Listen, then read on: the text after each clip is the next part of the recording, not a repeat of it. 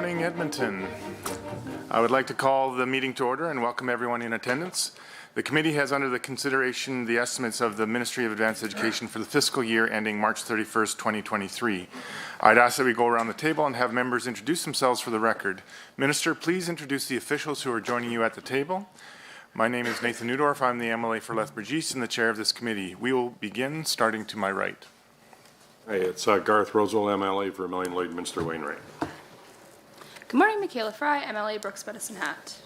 Glenn Van Dyken, MLA for Athabasca, Barhead, Westlock. Miranda Rosen, MLA for Banff, Kananaskis. Good morning, Jordan Walker, Sherwood Park. Good morning, Demetrius Nicolaides, MLA Calgary Bow and Minister of Advanced Education. I'm joined by Laura Pilpo, Deputy Minister, Richard Arnold, Acting Assistant Deputy Minister of Financial Services, Carmen Baldwin-Derry, Assistant Deputy Minister of Post-Secondary Policy and Strategy, and Mike Fernandez, Assistant Deputy Minister of Operations and Client Service Delivery. Good morning. My name is David Egan. I'm the MLA for Edmonton Northwest and the Advanced Education Critic for the Official Opposition. Morning. David Shepard, Edmonton City Centre. Marlon Schmidt, Edmonton Gold Bar. Thank you very much. We will now go to members participating remotely. When I call your name, please introduce yourself for the record. Ms. Armstrong-Hominick. Jackie Armstrong-Hominick, MLA for Saskatchewan, Bakerville. Good morning, everyone. Good morning. If any others join at times, we will seek to introduce them at a break in the proceedings. I'd like to note for the following substitutions for the record, Mr. Shepard for Ms. Goring. A few housekeeping items to address before we turn to the business at hand. Please note that the microphones are operated by Hansard staff. Committee proceedings are being live streamed on the internet and broadcast on Alberta Assembly TV. The audio and video stream and transcripts of meetings can be accessed via the Legislative Assembly website. Members participating remotely are encouraged to have your camera on while speaking and your microphone muted while not speaking. Remote participants who wish to be placed on the speakers list are asked to email or send a message in the group chat to the committee clerk, and members in the room are asked to please signal the chair. Please set your cell phones and other devices to silent for the duration of the meeting. Before we proceed to the next item, I will have online Mr. Dang introduce himself. Good morning, Thomas Dang. I'm from South. Thank you very much, and good morning. Speaking rotation and time limits. Honourable members, the standing orders set out the process for consideration of the main estimates. A total of 3 hours has been scheduled for consideration of the estimates for the Ministry of Advanced Education.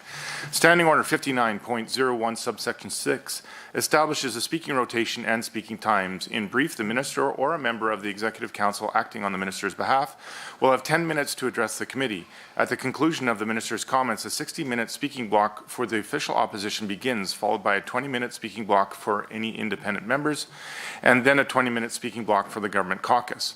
Individuals may only speak for up to 10 minutes at a time, but time may be combined between the member and the minister.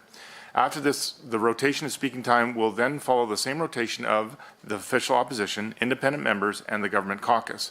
The member and the minister may each speak once for a maximum of 5 minutes, or these times may be combined, making up a 10-minute block.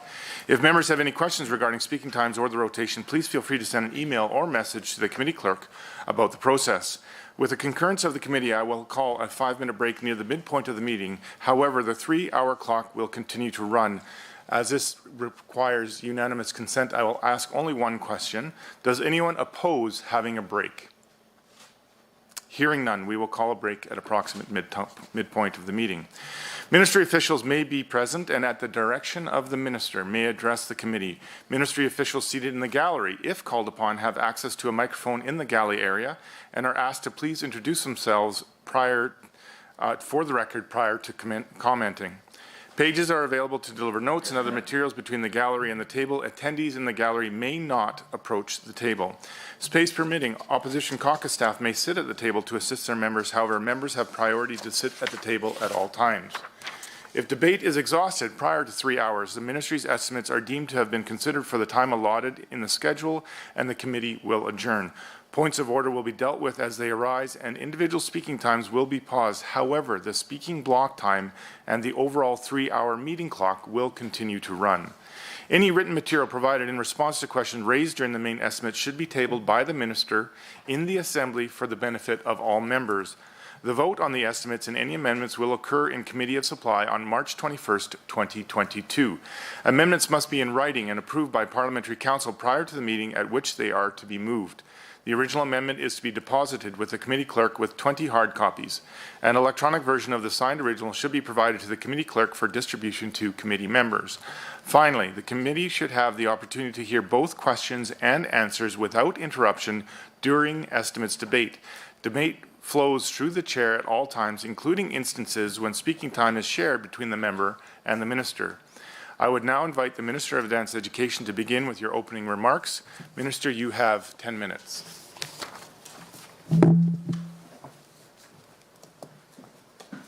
All right, perfect. Thank you, Chair. And good morning, everyone. Thank you for the opportunity to speak about the Ministry of Advanced Education and, of course, more specifically, our budget and our vision for adult learning in the province of Alberta.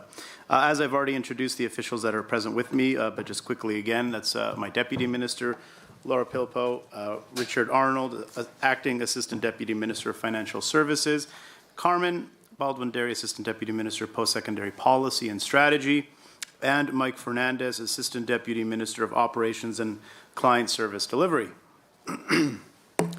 So I'd like to begin by acknowledging the importance of Alberta's adult learning system. It helps to build vibrant and inclusive communities while also removing barriers and supporting greater equality.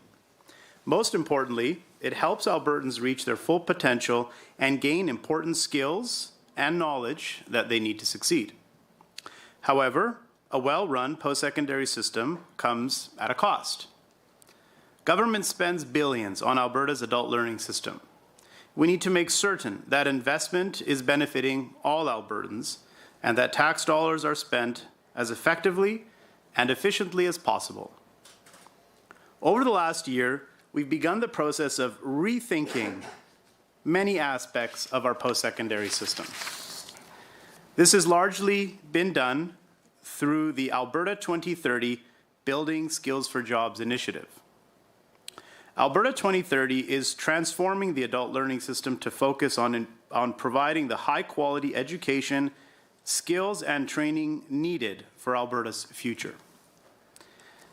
The strategy is built around 6 goals: improving access and strengthening the student experience, developing skills for jobs, supporting innovation and commercialization, strengthening internationalization, improving sustainability and affordability, and strengthening system governance. Together, these goals will improve the outcomes of our system while bringing down costs and improving efficiencies.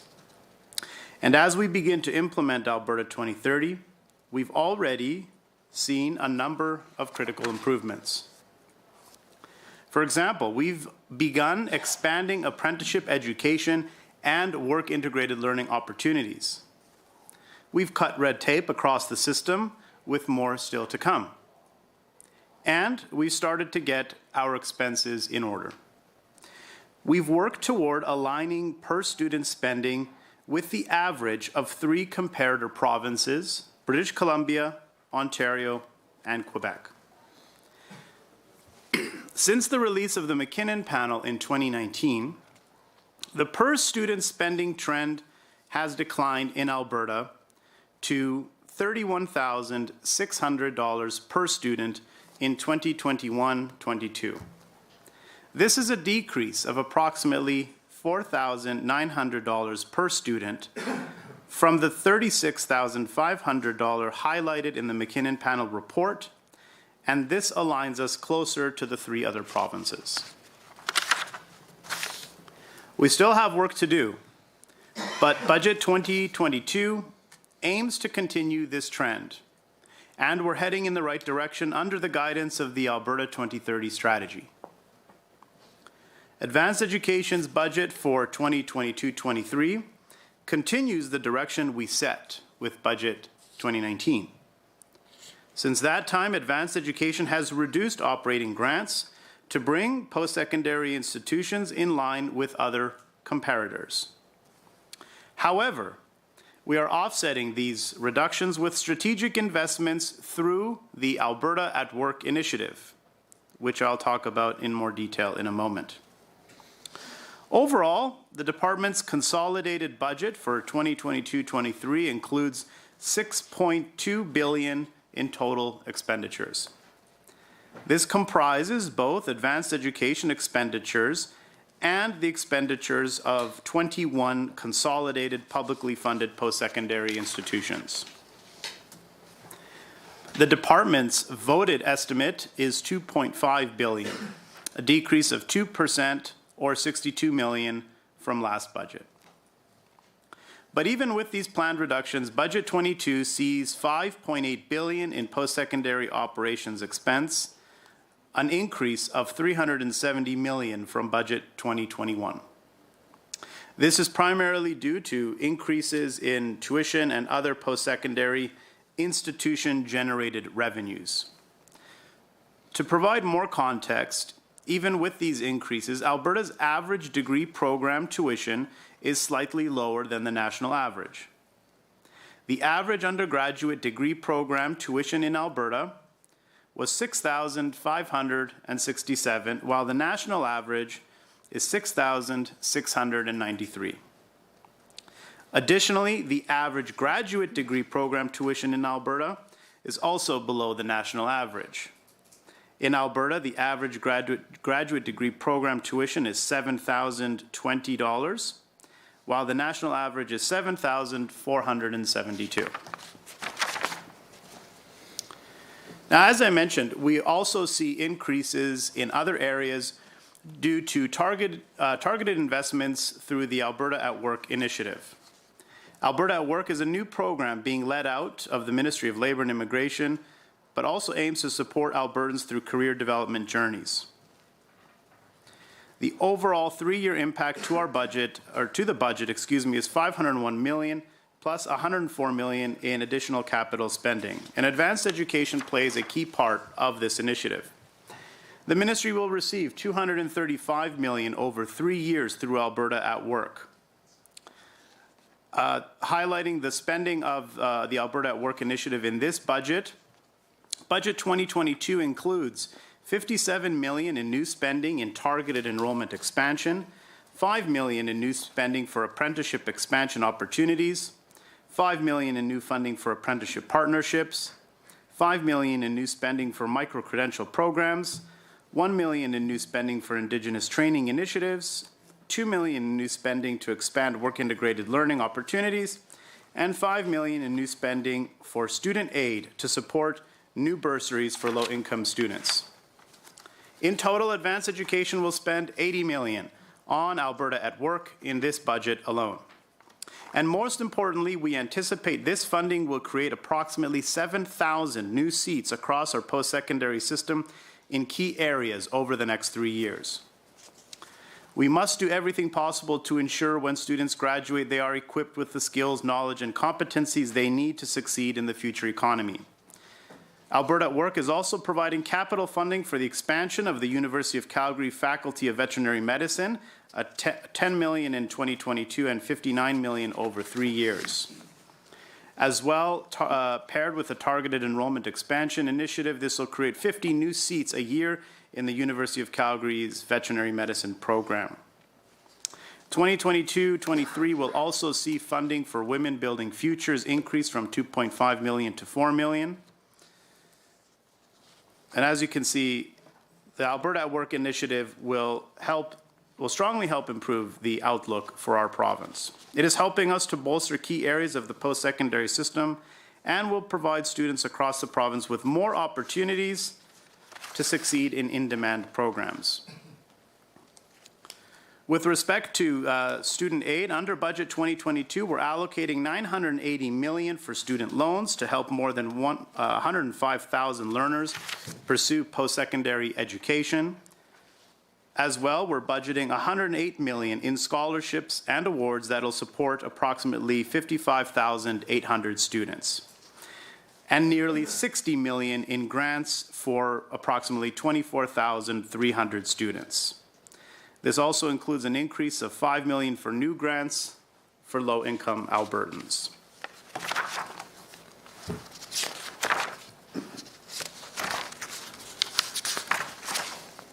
So in closing, as you can see through Budget 2022 and the Alberta at Work initiative, we're providing more opportunities for Albertans to succeed through Alberta's post-secondary system. Thank you. Thank you very much, Minister. For the hour that follows, members of the official opposition and the Minister may speak. Honourable members, you will be able to see the timer for both the speaking block and in the committee room and on Microsoft Teams. Members, would you like to combine your time with the Minister or do block time? I would like to combine, please. Minister? Sure. Excellent. You have a 20-minute block, at which time the timer will sound so that we just mark our continuation through the 60-minute block, but it won't interrupt your speaking time. Please proceed. Thank you, Chair, and thank you, Minister, for your introductory remarks. I'm going to proceed straight away into questions, and I really appreciate sharing the time as well. I think that's, through the Chair, of course, a constructive means by which we can do our jobs. So we've certainly heard a lot of talk around supporting the trades in this province, and we certainly see it in the business plan and in the Minister's remarks here just now, focusing around improving apprenticeship programs and the awareness of the value of trades. Certainly our Caucus, Alberta New Democrats, stand in solidarity with the trades and recognize the value both in education and developing and diversifying our economy. I just want to know how it's possible for us to meet that ambition and that goal that the government is suggesting, while at the same time we've seen such drastic reductions to the support budgets, operating expenses for Alberta's post-secondary institutions generally, and trade and polytechnic programs specifically, such as NATE and SATE. And so I'm just curious, we're not getting a clear picture, but I'm sure the Minister, Mr. Chair, can help us to understand how much of the operating budgets of NATE here in Edmonton and SATE in Calgary were cut this year. And you know, I just know that from the cuts from the last three budgets that there were significant losses of hundreds of staff and support staff at NATE and SATE thus far.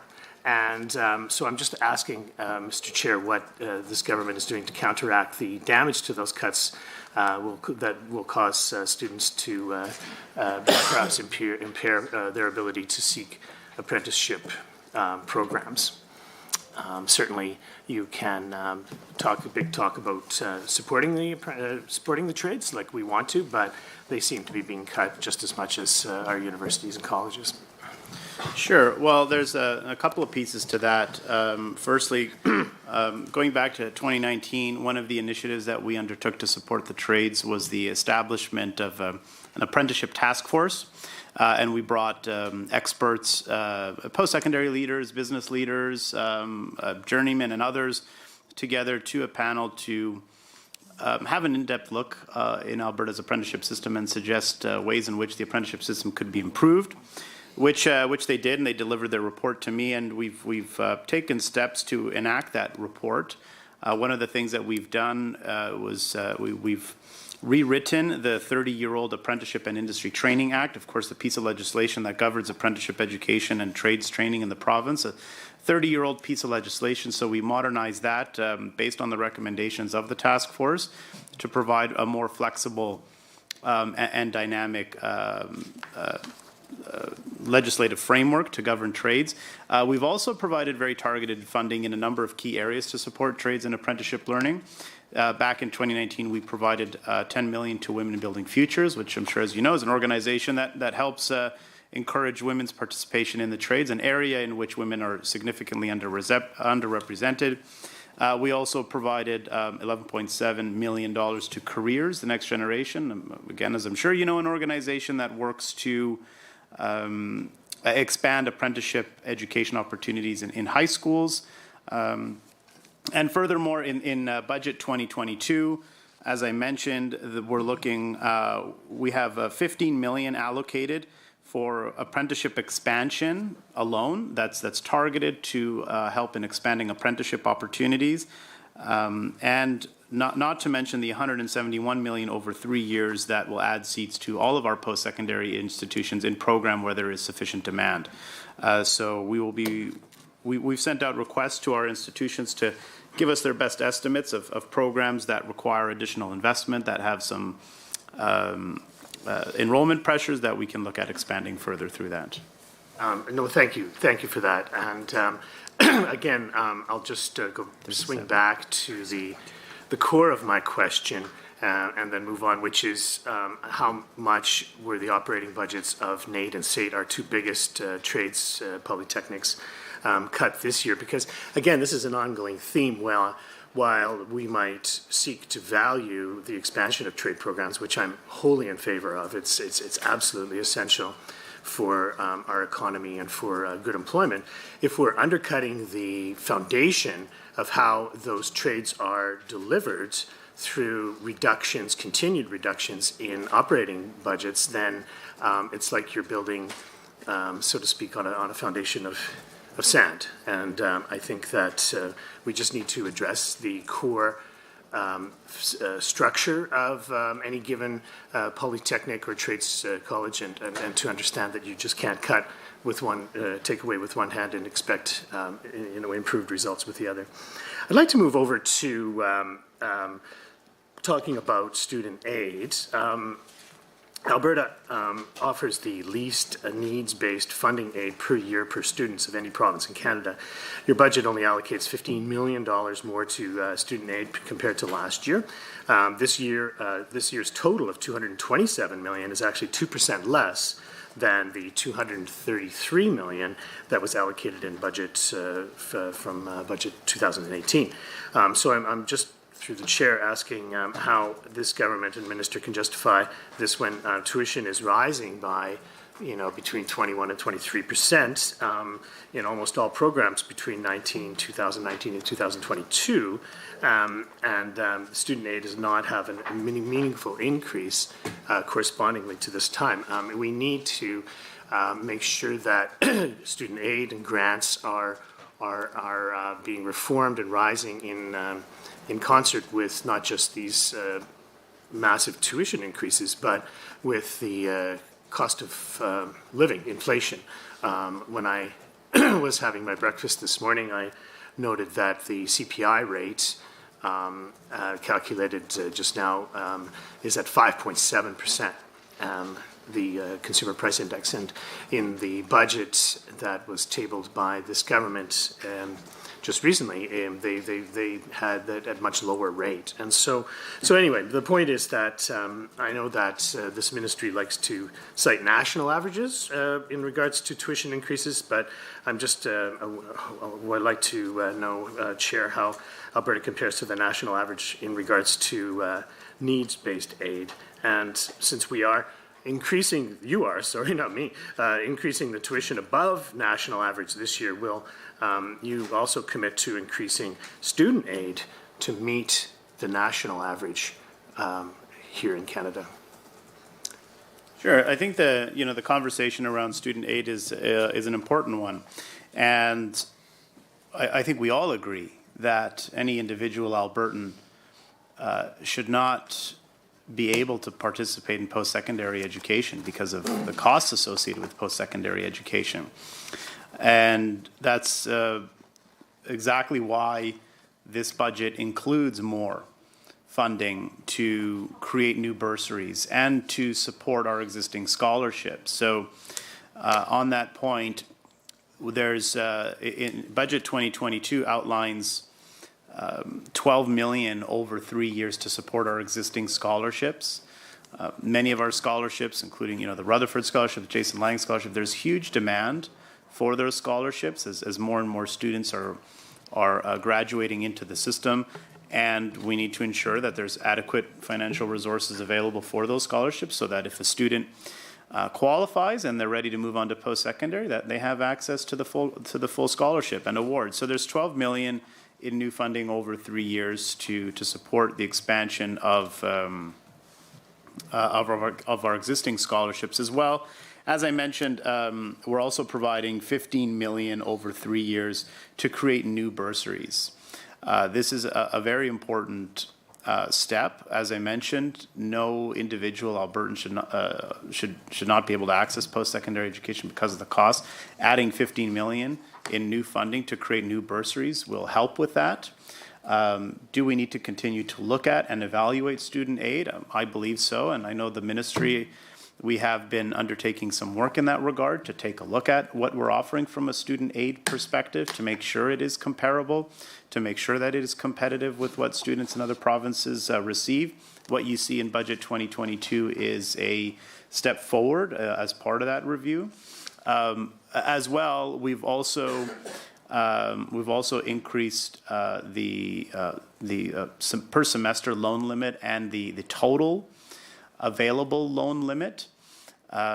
This was, if I remember correctly as well, this was something that some of our student leaders had talked to me about over the course of the years, that some of the loan limits that were currently available were a little bit restrictive. So we took their feedback and we increased those loan limits.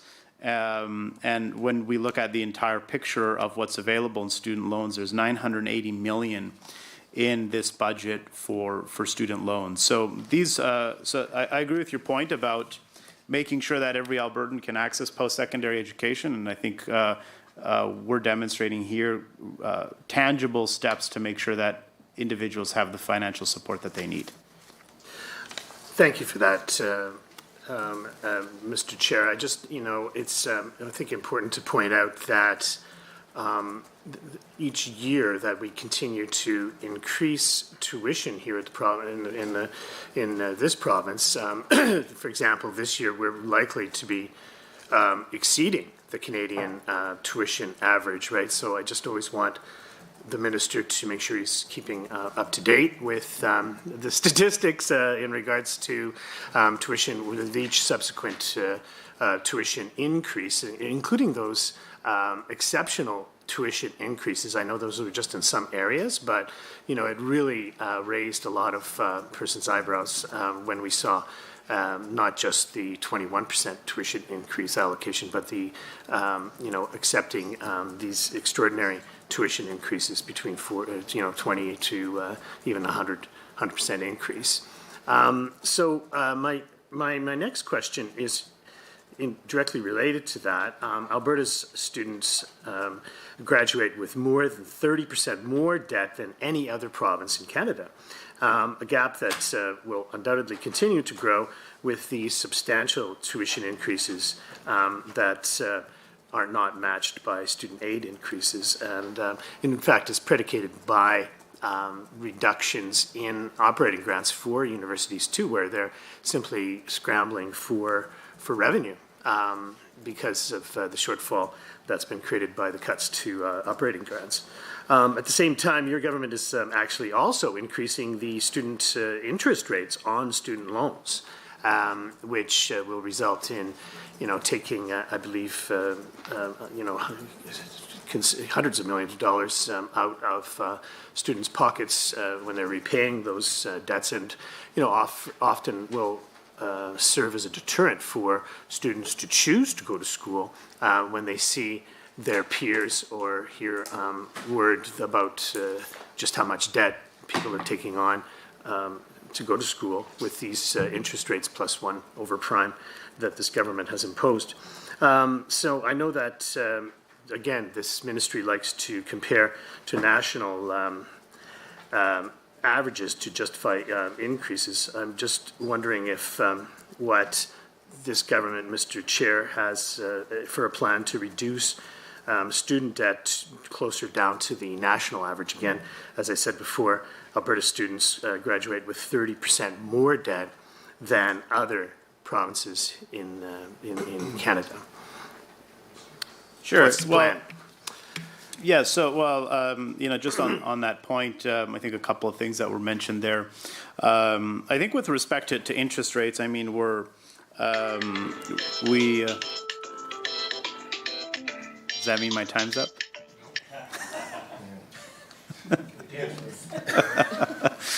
Nonetheless, that was a good interjection. I should have just let that play out. So yeah, with respect to interest rates on student loans, so right now in Alberta, the interest rate on student loans is prime plus 1. That's the same as is available in Ontario, and slightly above what's available in Quebec. Provincial student loans are available at prime plus 0.5.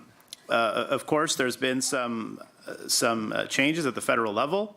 I think due to really bad fiscal management at the federal level, that we've seen the Bank of Canada move to increase lending rates, which will affect students as well. But furthermore, to your point, I think this is the issue of student debt is an important one, which is precisely why we need to provide more support to students in the form of bursaries and scholarships, which is exactly what we're doing.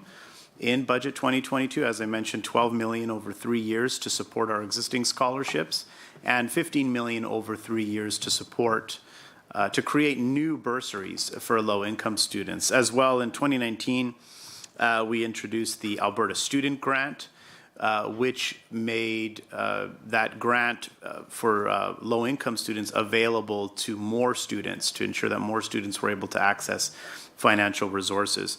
So those are the steps that we've taken over the last couple of years to help increase supports for students to ensure that they're able to access post-secondary education. As well, when we look at the total picture of cost, we talked about tuition.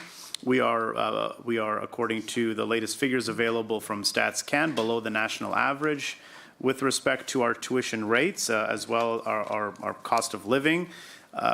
Is quite lower than many other provinces. You look at Ontario or British Columbia, of course, to rent an apartment or to take transit in many of those other places is more expensive. So Alberta continues to remain quite competitive in terms of the cost profile. We continue to have our institutions continue to excel in their global rankings, which is an important step forward. And of course that helps ensure that we still have a very strong, very competitive post-secondary environment. But at the end of the day, we simply couldn't continue with the direction that we were moving in. When we looked comparatively, our post-secondary institutions in Alberta relied far more on government funding as a source of revenue than other provinces. And of course, I think, as everyone knows, we had some significant financial challenges as a province overall that we needed to address. We're now been able to successfully address those financial challenges as a province, as a government, and present a balanced budget in this last budget, in Budget 2022. So we have to address some of these systemic challenges to our post-secondary system, which is what we've been doing over the last few years, and that's going to set them up for success. Part of the reason that we're able to reinvest more into our post-secondary system now and provide additional seats and expand enrollment opportunities is because we've been able to bring that cost profile down. It's allowing taxpayers to get more for their buck out of the enrollment expansion initiative, which will help families and learners in the future. Thank you.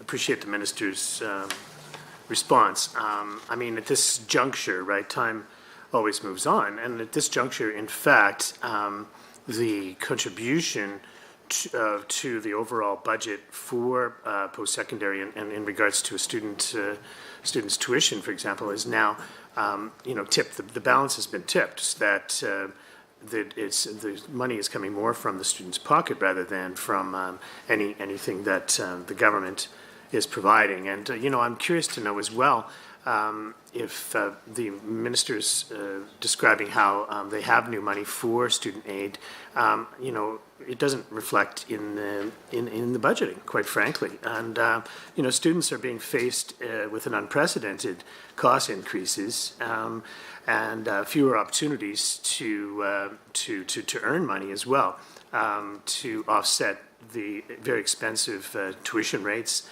student loan rates, and so forth. We saw the cancellation of the STEP and the SKIP programs, quite significant cuts to institutions. In general, it's just a much more difficult time, tough time for students, and at the very time that we want students to go to school. We had, I think in your in one of your performance metrics that only 59% of students are accessing post-secondary education from within 6 years after they hit grade 10. And, these numbers are stubborn. I recognize that, but we cannot hope to improve those numbers of young people accessing post-secondary when they are facing such high expenses to go to school. One of the, I think, difficult lines in this estimate is not showing any tangible increases for scholarships. That's just the end of the first 20 minutes. Please proceed, Melanie. Oh, okay, great. Thanks a lot. In the government estimates. And then on top of that, we also see a reduction in the program delivery support, which I think creates further issues around the application and disbursement process for what aid is still there. And so I just, again, want to reiterate how if we are making both student loans more expensive and not giving easy access to grants and so forth, that and then of course the reduction in operating expenses of the universities, that is just creating an environment that simply makes post-secondary too expensive for a lot of people. And I understand the minister is saying that we should not have those barriers. I think we have common ground there, but let's look for ways by which we can attack those barriers and open up and increase enrollment here in the province with some tangible results over the next few years. Yeah, I agree with that, and I just want, I'm going to come back to that, but I think you mentioned making sure that we're continuing to provide support and investments for scholarships. So just on page 27 of the main estimates, you'll see the Alberta Heritage Scholarships, and of course you'll see our actual for 2020, 2021 was $50,844,000, and we've budgeted $56 million for this budget. So there's been significant increases there for our heritage scholarships to help ensure that we're continuing to provide more in funding to our scholarships, so that any student who either graduates high school or meets the criteria of the scholarships, because of course some of the scholarships depend on GPA averages from university, others for high school. But anybody that qualifies can continue to receive them. So that's provided there on page 27 of the estimates. And then you can also see, of course, on page 25 of the main government estimates, more details there. Line items 4.1 and 4.2 outline the increases to student aid grants and to scholarships and awards that are being provided. But to your point about you mentioned about enrollment and making sure that the tuition fees and other fees do not hurt enrollment opportunities, do not prevent individuals from being able to access post-secondary education. There's and I think that's why it's important to note where we are at a tuition level in comparison to other provinces. So are we the most expensive jurisdiction in Canada for tuition? No. Are we at the top end? No. Are we at the average level? Yes. And so I think that that's a comparable position to be in, that we're not on the high end. We're not the most expensive jurisdiction in the entire country when it comes to tuition levels. But as most people know, tuition is only one part of the equation as well. There's often residents, there's often cost of living, there's transportation costs, and in all those areas, Alberta fares better than other provinces. We all know that cost of living is more expensive in, let's say, downtown Vancouver or downtown Toronto. I saw gas prices in Vancouver at $2. So cost of living is generally more expensive. If we look at the entire kind of basket of costs, is more expensive, no matter how you slice it in other provinces. So it continues to remain affordable and competitive for individuals to choose Alberta, to choose our incredible post-secondary institutions and come and study here. But on the enrollment side, we do need to take additional steps to make sure that we have adequate spaces in our post-secondary institutions for students that want to pursue programming, and that's why we've committed $171 million over 3 years in this budget, over 3 years, to create 7,000 post-secondary spaces in demand programs and programs where we can see clearly that there are wait lists, where there are not enough spaces and opportunities for students to be able to enter those programs. So we've sent a request out to our post-secondary institutions to ask them to take a look at those programs, to give us their details and proposals as to what kind of capacity they can increase and in what timeline, so that we can expand those programs. And we are confident that we'll be able to expand those programs and get new students into some of those spaces as early as this fall. So I'm looking forward to this upcoming fall to see more students accessing our post-secondary system than in the past. Thank you. And, just maybe further to that specifically, if you could point out where specifically this $170 million that you want to spend to expand in enrollment areas with skills shortages. I'm just curious to know how you are ascertaining what skills are in short supply and which skills do you think that are most important. Will you determine, to what degree will you determine how much this money is, where it's being spent in our post-secondary institutions? And do you have provisions to make sure that the money is in fact being spent on spaces, teachers and support staff, and not just being dropped into general revenues? I've been touring around the province quite a lot using this machine right here. It's virtual touring. And been hearing a lot about when individuals, colleges and universities might receive targeted grants like this $170 million that you're talking about here, and then the money ends up just going into general revenues as opposed to perhaps being spent specifically on the program to create spaces and hire teachers and support staff and so forth. And so I guess my question is two-part. To what degree are you directing colleges and universities to focus on building spaces for specific skills? What are those specific skills that you're aiming for? And do you have a comprehensive way by which to audit the recipients of these grants to ensure that they're in fact spending the money on creating spaces and that's not just dropping that money into general revenues? Yeah, sure. So, 100%.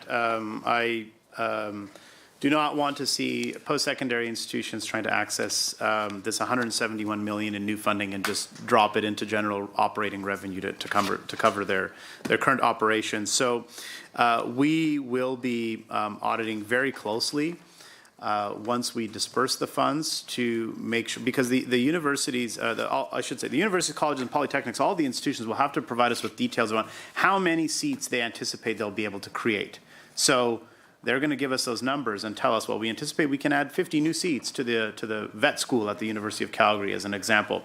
So we're going to check in and see, did you actually create 50 seats or not? And if not, then we have some concerns there that we need to address. So that's how we're going to keep a close eye on those programs to make sure that they're delivering. In terms of which areas, so we have we've connected closely with our colleagues in the Ministry of Labor and Immigration, who I'm sure, as you know, do robust work in determining labor market demand. And there's a pile of data and analysis that exists within labor and immigration, where they can forecast and give their best estimate as to where we anticipate to experience shortages. And also in conversations with industry, where they can tell us very clearly where they have shortages in certain areas, as well as we've also looked at some of the enrollment levels at our post-secondary institutions to be able to get a sense of which are the programs that have the highest demand. So looking at some of that application data. So taking all of those three different parameters into the equation has helped us to determine which areas warrant increases, because of course we don't want to put dollars towards increasing programs where there actually isn't a demand, and we put all these dollars towards increasing a program, and then students aren't registering or aren't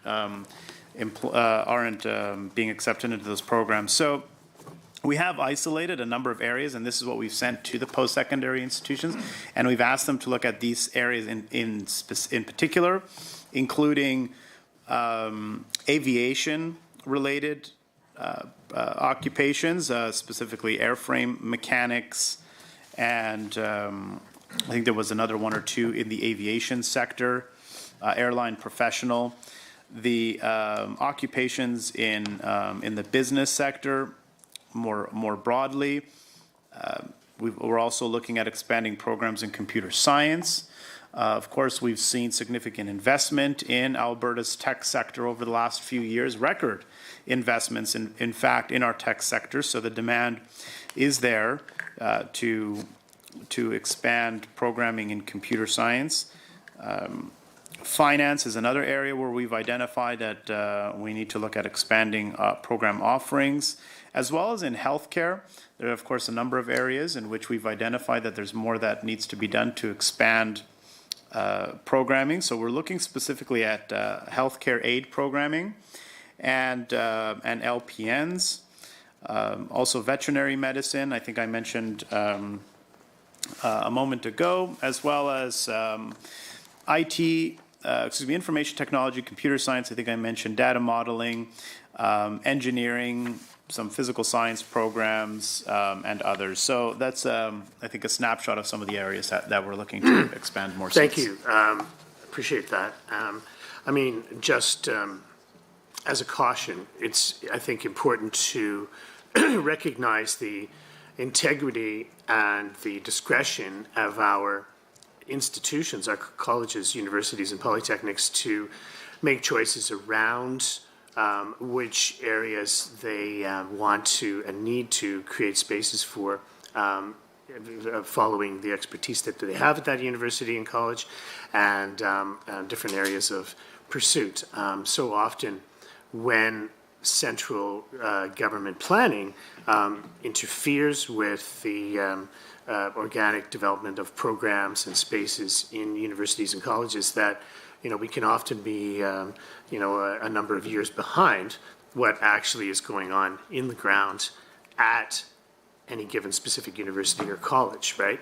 We can compel universities to develop geophysics programs when, in fact, geophysics is a technology that's being used less in some areas in our energy industry. It's just as an example, right? And so I would caution that we need to defer to the expertise that we have abundantly available in our colleges and universities and polytechnics to help to develop the spaces that they need and that they see on the ground. NAID and SAIT are a classic example of that, where they work very closely with the trades and industry to determine how many spaces are created in specific trades.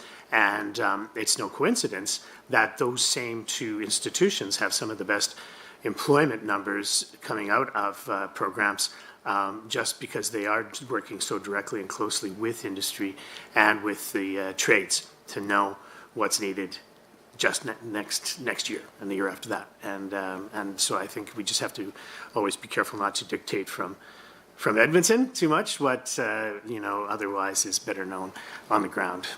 I want to get back to the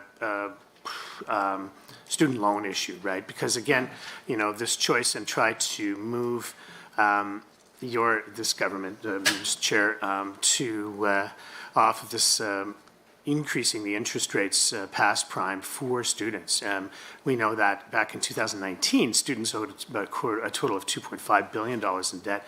This year, the budget from this government, Mr. Chair, I guess you're part of it too, that will pass $3.7 billion. By 2025, expect that Alberta students will owe more than $5.3 billion. And so that's an 85% increase since 2019. Moving from prime plus one is a 40% increase to the cost of servicing student loans, right? The government of Alberta has the ability to access and moderate these borrowing. And I think that in the interest of attracting students to post-secondary, assuming debt that comes with that we have to get ahead of this serious increase in the cost of servicing student loan debt. And so I'm going to be asking Mr. Chair through you to, for the minister to that he understands these facts, number one, and number two, would consider and take back to the cabinet table this idea of charging prime plus one, which will cost Alberta students literally billions of dollars in extra payments for their loans. Thank you. Yeah, so the move to prime plus one, as you mentioned, was done in 2019. So there's no plans to change that or to make any indications there. What I'm really worried about is what's happening at the federal level. We have seen the Bank of Canada move to increase interest rates, and if we continue to see poor fiscal mismanagement at the federal level, there's a high probability that those federal rates can continue to increase. I think we've taken the right step in the province of Alberta by getting our finances under control, getting spending under control, being able to deliver a balanced budget, which will provide certainty to students that Alberta interest rates will not need to be increased. But meanwhile, I can't say the same at the federal level. So I share your sentiments and be happy to work with you and calling on the feds to be more prudent fiscal managers, so we don't see the Bank of Canada have to increase federal interest rates further. On the levels of student debt, there's a number of factors, of course, that when you look at the total number of student debt and you see the number increasing, of course, there are a number of factors attributed to that. Number one, as I mentioned, we did, as per student wishes, increase the available limits, both on a per semester basis and a lifetime loan limit. We've increased both of those based on student requests and student demand. So when you increase the limits, when you increase the amount that an individual can borrow, the chances of them borrowing more may exist. So they may borrow more. But furthermore, we're also seeing, as we just finished talking about, $171 million that we're anticipating to put into our post-secondary institutions and into our post-secondary system to create 7,000 new seats. So when you add more people into the system, those overall numbers increase because there are more people taking out loans or there are more people paying tuition. I think the average debt level, if I remember correctly, for post-secondary students in Alberta is approximately $36,000. That's the average debt level per student in Alberta. And I don't have the numbers offhand, but I'll try and find them in response to a future question. But if memory serves me correct, 46% of post-secondary students in Alberta graduate or complete their studies with some level of debt. The other 54% do not. And I'll try and pull up that information to be really precise for the committee.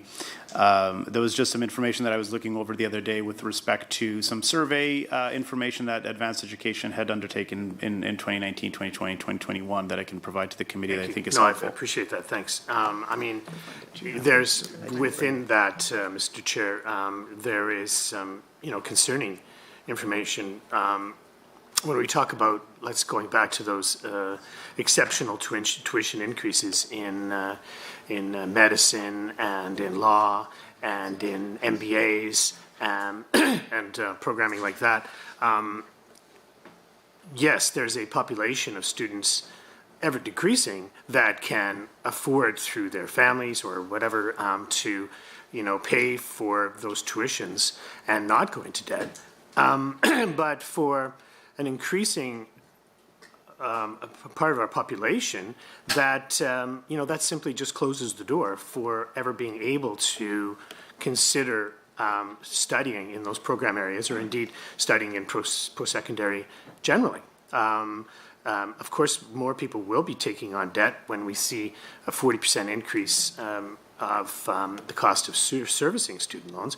Yeah, there's a ever decreasing population of students that don't assume any debt when they go to school. But again, it's entrenching those people that can and those people that can't, right? The people that have and the people that have not. And quite frankly, access or lack of access to advanced education will exacerbate those differences in our society and create a more unequal society that I don't think any of us want, right? We saw from the outset of both my comments and the minister's comments, Mr. Chair, that we want to ensure that everyone has access to post-secondary regardless of their ability to pay. And I think we all agree on that. But, these numbers fly in the face of that aspiration. And quite frankly, it's leaving us in a precarious place. The advanced education is perhaps the strongest tool we have to help to diversify our economy and to build society in general. And we have a unique network of 26 colleges, universities, and polytechnics around the province that can help to meet those aspirations. Now, every year I've been asking about this again, and I asked it when I was asking what the operating cuts to NAID and SAIT were last year, or in this upcoming budget year, and it speaks to the Alberta Campus Alberta grants in general. And I think that Albertans generally deserve to know what the Campus Alberta grant funding is across the province on an easy to read and understand chart, right? We need to be able to see where those changes are taking place and how we can help to mitigate that or react to that as well. And so I asked about what the operating grants were for NAID and SAIT for this upcoming budget year. I'll ask that again. And I'd like to also ask, the last time I could really get a full picture of the 26 colleges, universities, and polytechnics and how much they are funded was 3 years ago, 3 years ago, in that year where only Medicine Hat College, Ambrose University, Burman University, Concordia, St. Mary's, and King's University escaped cuts to their operating grants. They were at zero. So I'm just wondering if what's the situation this year? Which institutions managed to not get any operating budgets cut, and which were the top 5 institutions that had the most significant cuts to their Campus Alberta grants.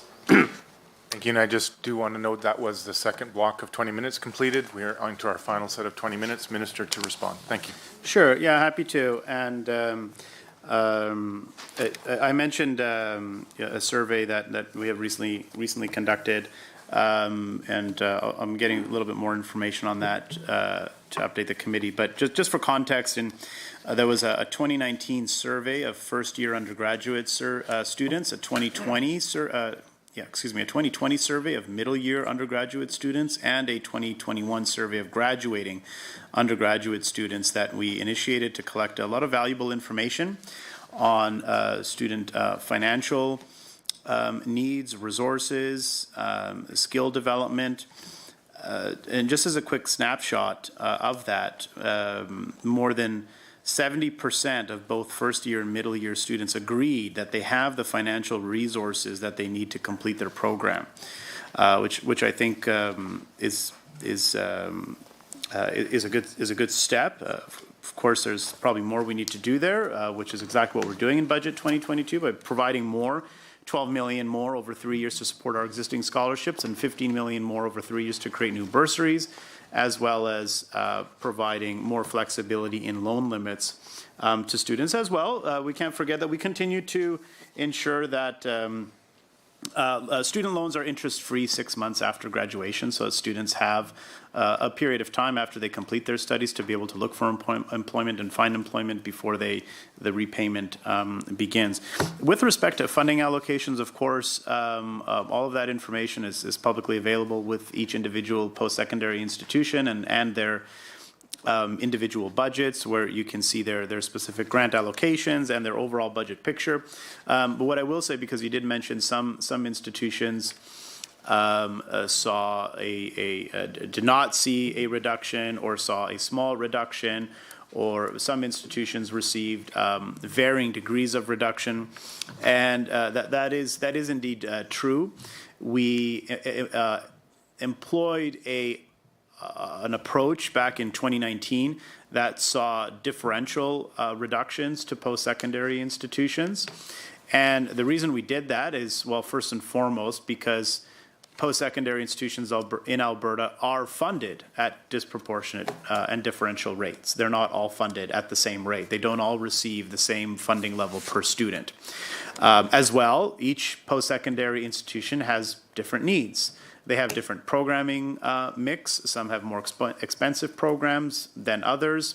They have different student demographic concerns to take into consideration. So in 2019, we looked at all of the post-secondary institutions in Alberta, looked at what we were providing them on a funding level, and compared that to other provinces. So as an example, we took a look at the U of A. We took a look at what the provincial government is providing the U of A in funding levels, and then we looked at some of their comparators like the U of T. And we looked at, well, what is the provincial government providing the U of T? And we did those comparisons across all of our post-secondary institutions, and used some of that information to help determine how we would move forward with funding reductions. What I can say, just going back to the need for us to get some of our to get funding and expenses under control. So I'll just go back here to 2018-19. So we were providing approximately 14,000 in operating funding per student. So in BC, they were providing approximately 9,800, and in Ontario, approximately 7,000. Quebec, 12,000. Manitoba, 13,000. So we were quite high, as you can see, in comparison with other provinces and how much we fund on a per student basis. So we've worked to bring those funding levels in line with other provinces. We're projected for 2021-22 to be at a funding level of 11,400. BC is still sitting relatively stable at 9,800, and Ontario 6,200. So we are taking steps to help bring our funding more in line with other provinces, and that's been an important factor in determining how we move forward. Thank you. Again, I would, since we're, Mr. Chair, at a budget, meeting, that it should be incumbent that the minister does provide the Campus Alberta grant funding. They did so in the past, and in fact, as I look around the table, I'm sure that the honourable member would like to know maybe how much Medicine Hat College is getting or getting cut in terms of their operating grant funding. I mean, we can all poke around, and ask people, or we can FOIP it and get it in a few weeks or months or whatever. I'm sure the honourable member here today would like to know what Athabasca's funding is in terms of operating grants cuts, and the member to my right was very curious about the operating grants to Grant McEwen and Norquest. And the other one that's in his, what's that? Nate, of course, yeah. They moved the boundaries. That used to be in my constituency, but yeah. Again, it's one of the most largest numbers that this ministry, Mr. Chair, is responsible for, right, globally, in the billions of dollars, the Alberta Campus Grant funding. If they could give us that information here at a budget meeting, it would be just so great, right? It would be like opening the door, and it would be we would all appreciate that very much. I don't want to speculate as to why. Mr. Chair, that this ministry doesn't want to provide all of that information on one sheet of paper like they did before, right? Got it here from a couple of years ago. It's handy. It's a great sheet to use. Are they maybe concerned that universities and colleges will start looking and saying, hey, how come we got cut so much and the other ones didn't? For example, the University of Alberta received almost half of all the provincial cuts to post-secondary. This year, they've also taken a significant cut. As the minister just said, that the cuts are distributed based on different factors, including the ability of institutions to pay. Right? Many in the University of Alberta community have questioned the fairness and the accuracy of those claims, given that this ministry has not released any of the data or formula to support the distribution of cuts. I'm curious as well, besides getting the Campus Alberta sheet, which I'm sure you have over there, I just know you do, that maybe you also have the formula that you've been using to allocate operating grants and cuts to those grants. And if you could release that formula to this committee, I would be grateful.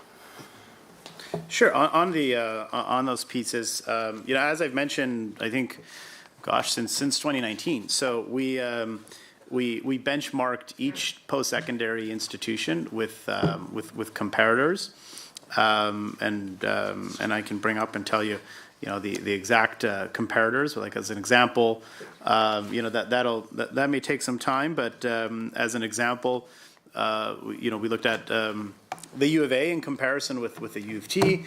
We looked at some of our polytechnics, Nate and Sate, in comparison to some of their, Sask Polytechnic and BCIT and others. And we looked at, how much in funding do they receive from their provincial government? How much in funding on a per student basis do they receive?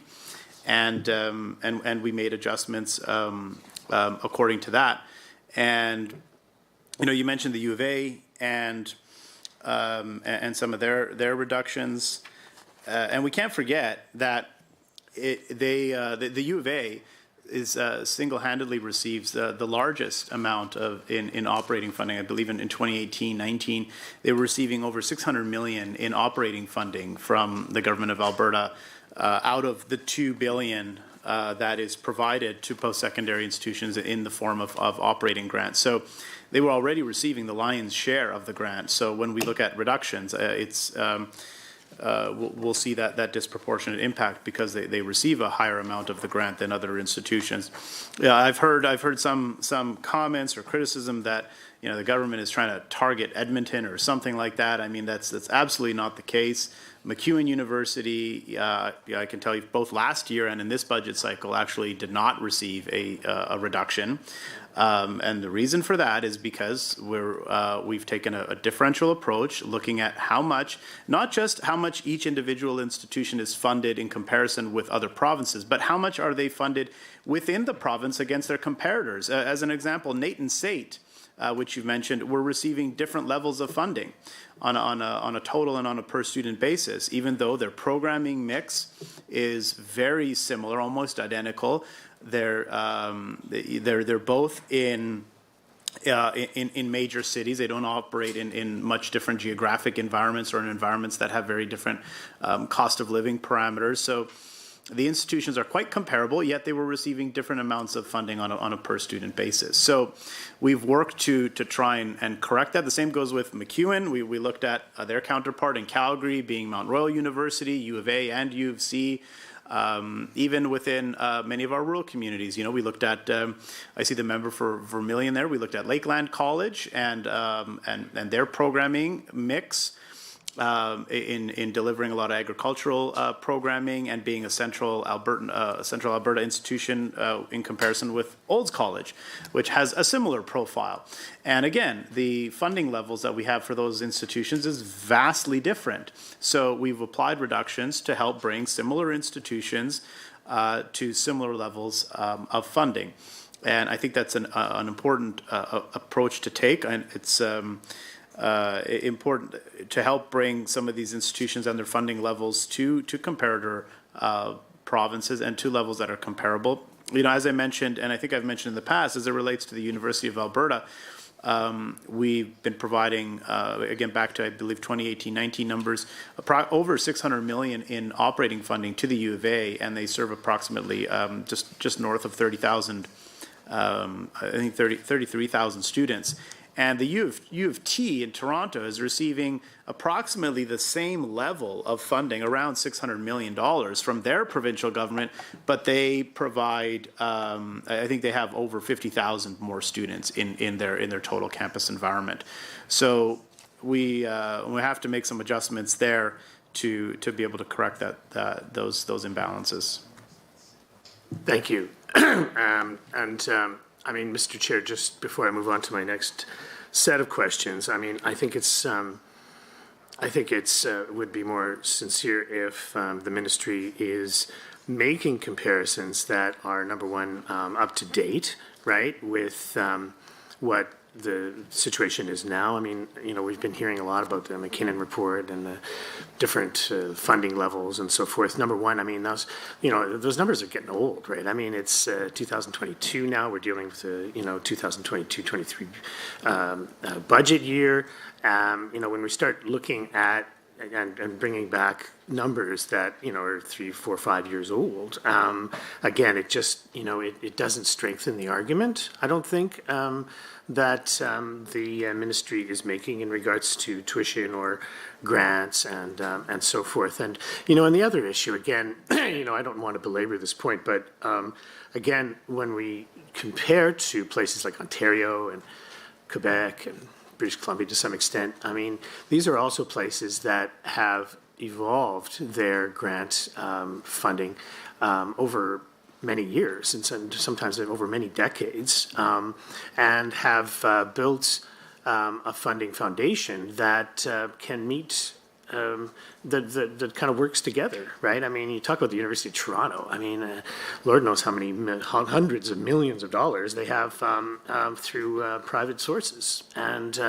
endowments and so forth, right? One of the oldest and best funded, privately funded universities in the country, and probably in North America even. And so I mean, we just have to be really careful with those kinds of comparisons.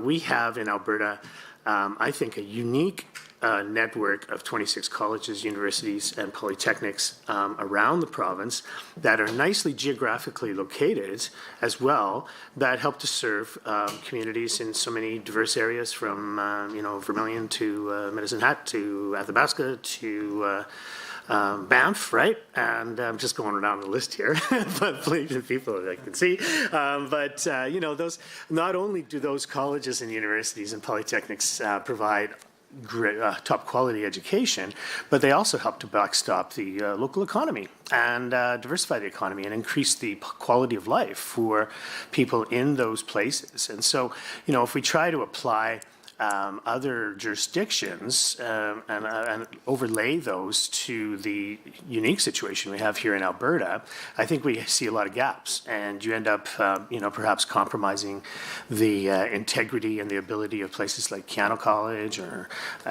Portage and other places to function and remain viable. So, just as a I mean, as a polite, constructive piece of criticism, that, you know, you really shouldn't compare with old numbers, nor should you compare with provinces and jurisdictions that are not the same as Alberta.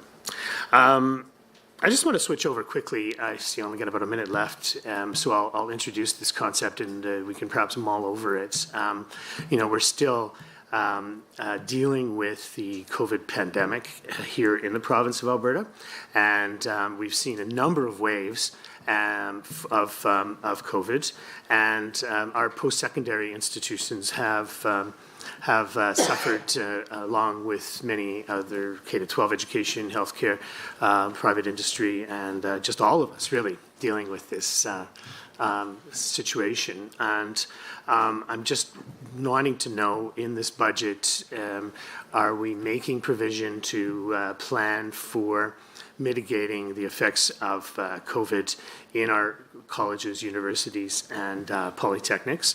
I think that you know, we saw, say, for example, it's become clear that being able to have cleaner air and air flow and filters in buildings to do an analysis and an audit of air exchange and so forth in our buildings, university and college and polytechnic buildings, is a useful thing to be able to fund for contingencies, right? I mean, who knows what's coming next in regards to in regards to COVID. I mean, I'm not an epidemiologist, but I've seen 4 waves of COVID now, I think it's been, right? And, you know, we should be preparing 5. We should be preparing for the 6th one because that's a prudent thing to do.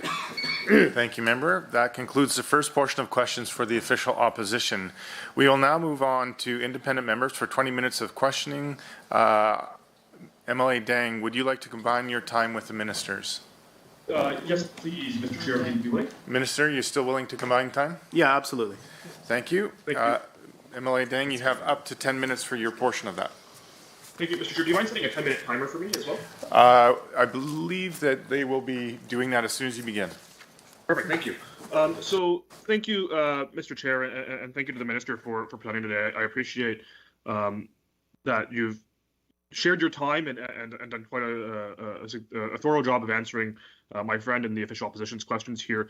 And I apologize if some of the things may seem like they're repeats or going back over things you've already tried to address. In advance, I want to apologize for that. I tried to cover and listen intently for the last hour, but as you know, sometimes we miss things or need clarification. So I guess one of the first things that I'm wondering about is going to be post-secondary fees, because in your fiscal plan on page 115, in the 21-22 year, they're going to be down by about $91 million. So can you just explain to me how much of that is going to be attributed to student fees, or how much of that is going to be attributed to other revenue that the post-secondary institutes typically generate? Mr. Yeah, sorry, I didn't catch all of that. Sorry, did you say, were you referencing fees and that fees will be down? So yeah, I think in the fiscal plan on page 115, the fees are going to project to be down about $91 million. Could you just tell me how much of that is projected to be from student fees, or how much of that would be other revenue that post-secondary institutes would typically generate?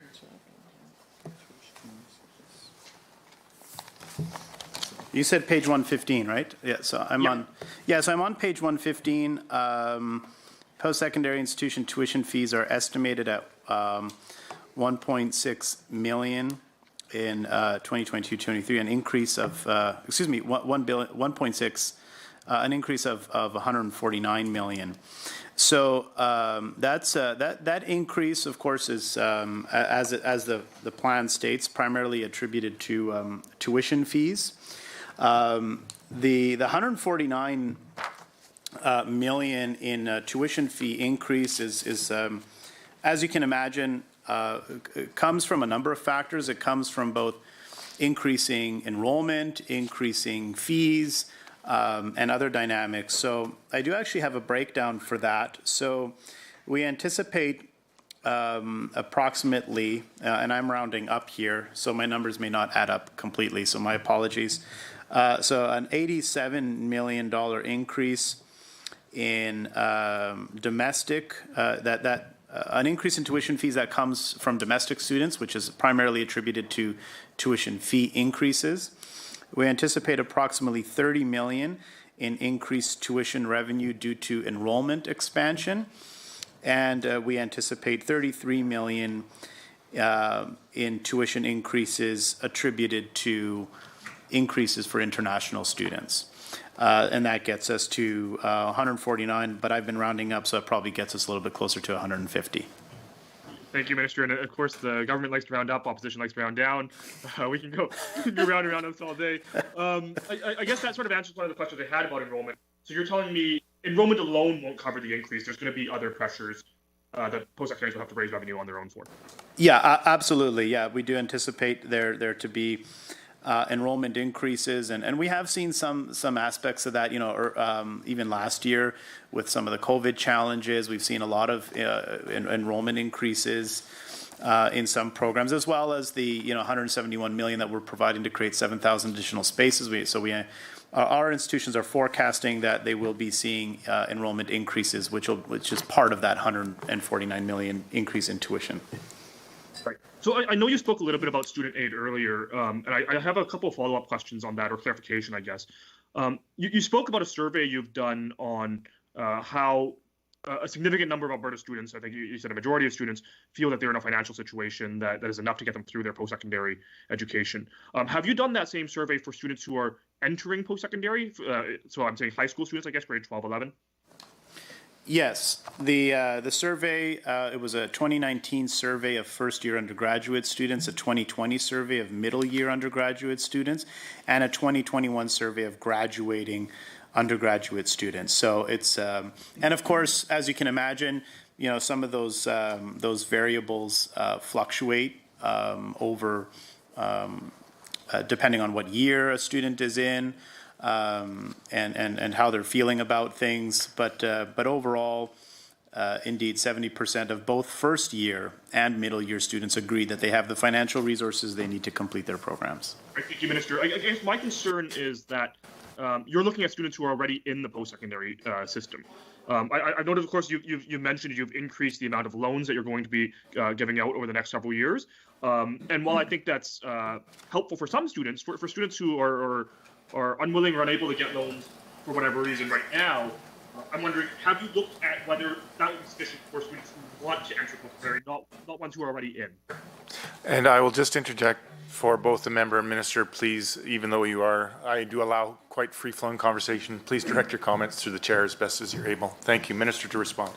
Yeah, absolutely. Mr. Chair, through you, indeed, we and I think MLA Dang raises a good point here, which is it's one of the things that I found challenging within the role, within the position of minister is trying to ensure that we're accurately capturing, students who are not making the transition from high school, from K to 12 to post secondary, and I think that's a challenge that presents government, making sure that there's a smooth transition from K to 12 to post secondary. There continues to be some challenges there. But that's part of the reason why in this budget we're providing $15 million over 3 years to create new bursaries to help ensure that students who are unable to access post-secondary education will be able to do so. And I think that the matter of the right transition or the right supports for K-12 students into post-secondary is a complicated one. There are many factors that go into it. And I think it requires very comprehensive approaches. I recall, and my apologies, I don't have it in front of me, but I believe it was done in 2011. It was a report by the Canadian Senate on barriers to accessing post-secondary education. So they took a deep dive into the issue and tried to get an understanding of why aren't students going to post-secondary education. And one of the very interesting things that they noted in their final report was that financial barriers are just as significant as a barrier to accessing post-secondary education to non-financial barriers. They actually did not include recommendations in their final report about tuition or making tuition cheaper or making adjustments to tuition levels as a measure to increase post-secondary participation. But they pointed quite a bit to some of the non-financial barriers that exist. Like one of the strongest predictors as to whether or not an individual is going to attend post-secondary education is whether their parents actually attended post-secondary education. And there's a lot of non-financial elements that go in there. It's not all financial. So we need to take a very comprehensive and holistic approach in trying to address that problem. I appreciate that, Minister. I think that right now, though, we're looking at your estimates, which, for example, you had mentioned the bursary program that you were bringing in to try and attract more students into post-secondary, right? Because you have of course, you have a limited number of tools in your toolbox, and everything looks like a nail when you have a hammer. But Minister, through you, Mr. Chair, of course, in your estimates, for example, on page 25, on line 4.2, your scholarships and awards are actually down this year, I believe. So if your scholarships and awards are going to be down overall, but you're creating new bursaries for students entering post-secondary, does that mean that other students are going to be getting less? Are you picking and choosing, I guess? And maybe before you answer next ask, is there another independent in the room now? Minister? There's another independent in the room. Yeah, oh, sorry. Yes, there is another independent in the room. Emily Dang. Is that it? Yeah, we just put it back to budget. You guys? Okay, so I think you're referencing, you said 4.2?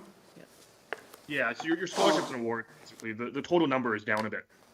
Yeah, there's a slight decrease in that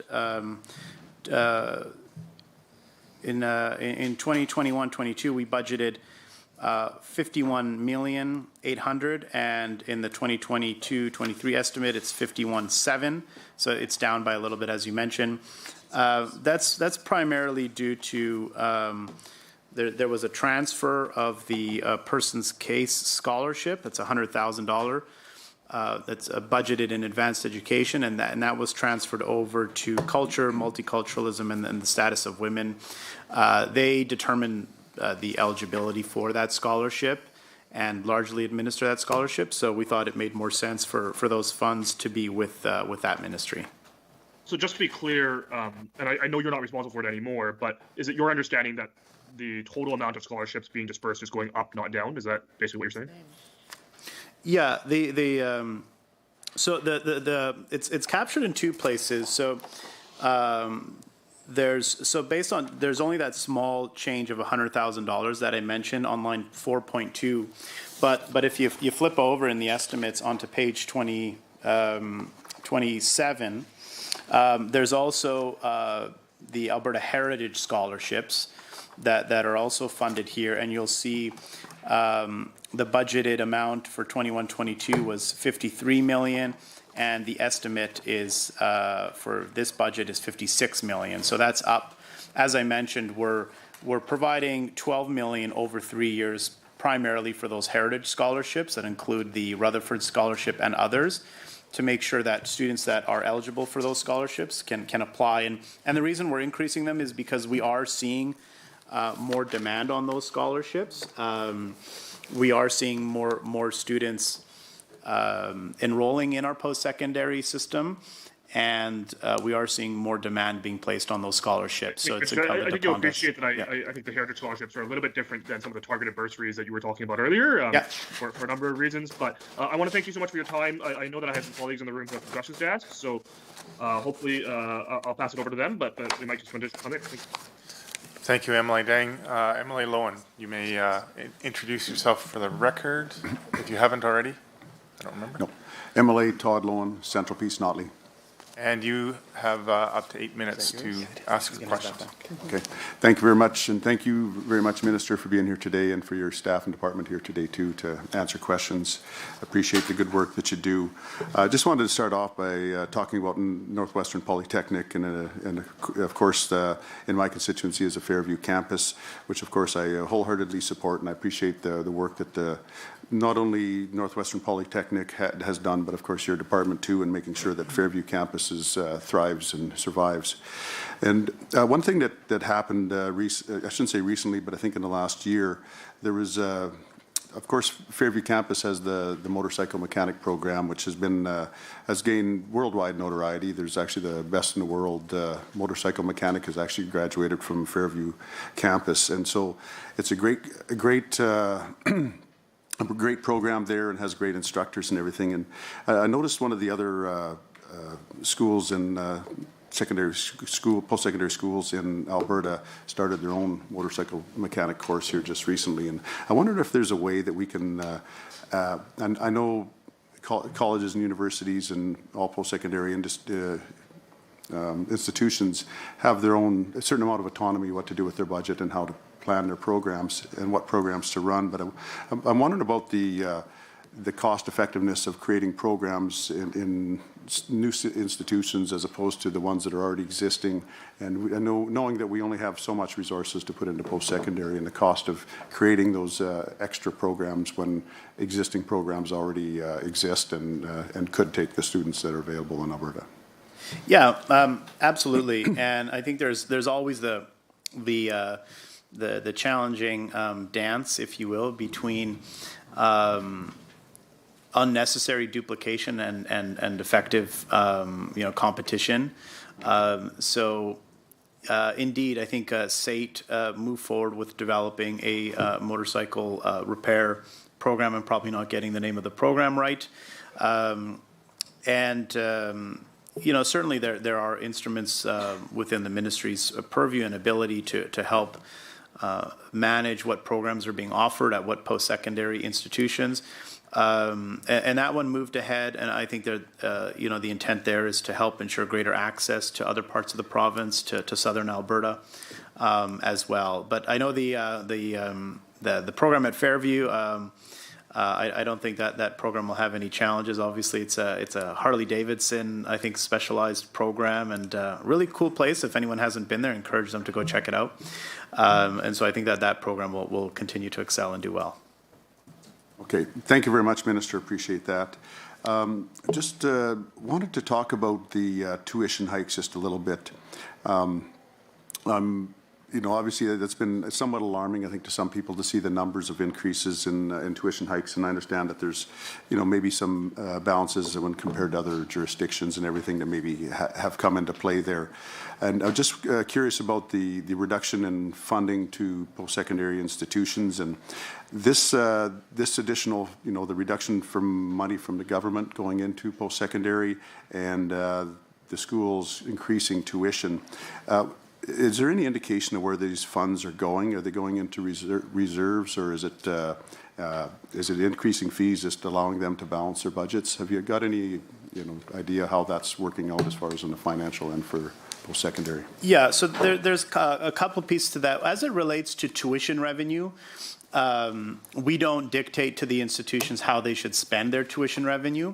That is entirely up to them to determine how they want that to be allocated and spent. And there's always, I think in an ideal world, tuition that's raised in a particular program stays with that kind of program, but that's never been the case, not just in Alberta, but at any post-secondary institution. There are some programs that are very low cost, primarily more of the kind of liberal arts programs are very low cost to run, and you can put a lot of students in those programs, and you can put 200 students into a lecture theater, and whereas other programs, such as medicine or dentistry, are much higher cost, and you can't put a lot of students through those programs because they require practicums and a lot of hands-on learning. So there's always this kind of cross-subsidization occurring within the institutions themselves. So we don't provide any direct guidance. One of the things that We are doing, though, through the investment management agreements and the performance-based funding model, is working with institutions to set acceptable parameters and benchmarks around administrative expenses. Because I think we can all agree that we want to see the broad pot of operating funds that an institution has be directed as much as possible towards the student learning experience, towards hiring professors, towards creating practicums and laboratory spaces and all of that. So in the performance-based funding model, we will be establishing administrative expense benchmarks for individual institutions and using that to help ensure that they're on point. With respect to the exceptional tuition increases, that's a little bit of a different story. Those increases must go directly to those programs. So if a university or any institution applies for an exceptional increase, as some have done recently, and then it is subsequently approved, there are clear legal parameters that any revenue raised from the exceptional increase, which requires special approval, goes towards those programs. They can't take that and put it into general revenue. Okay, perfect. No, that's good to hear. Thank you very much. I was interested in your comments earlier about the non-financial barriers, because one of the questions I had was, you know, the idea of reducing costs in needed professions, especially, you know, healthcare professionals, and especially directed to places where we need them, which would be in rural Alberta. And also along with that lines is that, you know, loan forgiveness for you know, graduates that go to needed areas like, again, rural Alberta, and in particular healthcare is one that always stands out. And I appreciate too that there's been an increase in funding for student loans too, and I think that's been noticed. And when the last time I met with Northwestern Polytechnic, some of the staff were talking about that, and you know, I guess there's some curiosity as where the funding was going, how it was going to be alleviated, or how it was going to be distributed. But it was, I think there was a, you know, people were happy to see that happen. So I guess maybe just a bit of a comment on reducing costs to needed professions, and so that we can encourage students to get there, and then of course having that loan forgiveness to serve in needed areas. Yeah, and I know the Ministry of Health has done that very recently with the Reside program as an example, looking at, I believe, if you know, some tuition rebates or relaxation for individuals.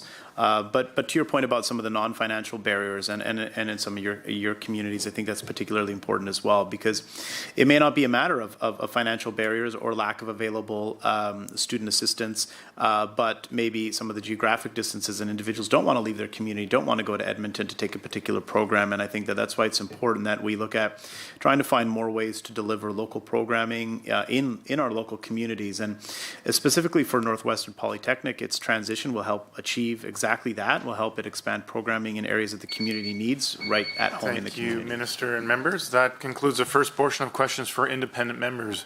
We will now have a 5-minute break, and when we resume, we will go to Government Caucus for their 20-minute block of time. The break will be 5 minutes precisely, and we are obligated to start immediately upon that concluding.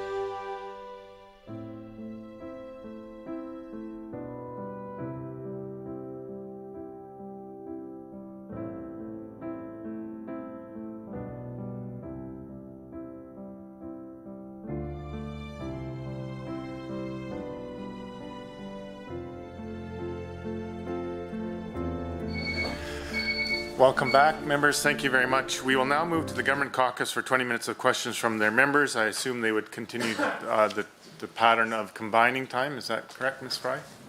I would like to combine time if the minister would. And through the chair, you have up to 10 minutes for your question. Okay, thank you, Mr. Chair. So, Mr.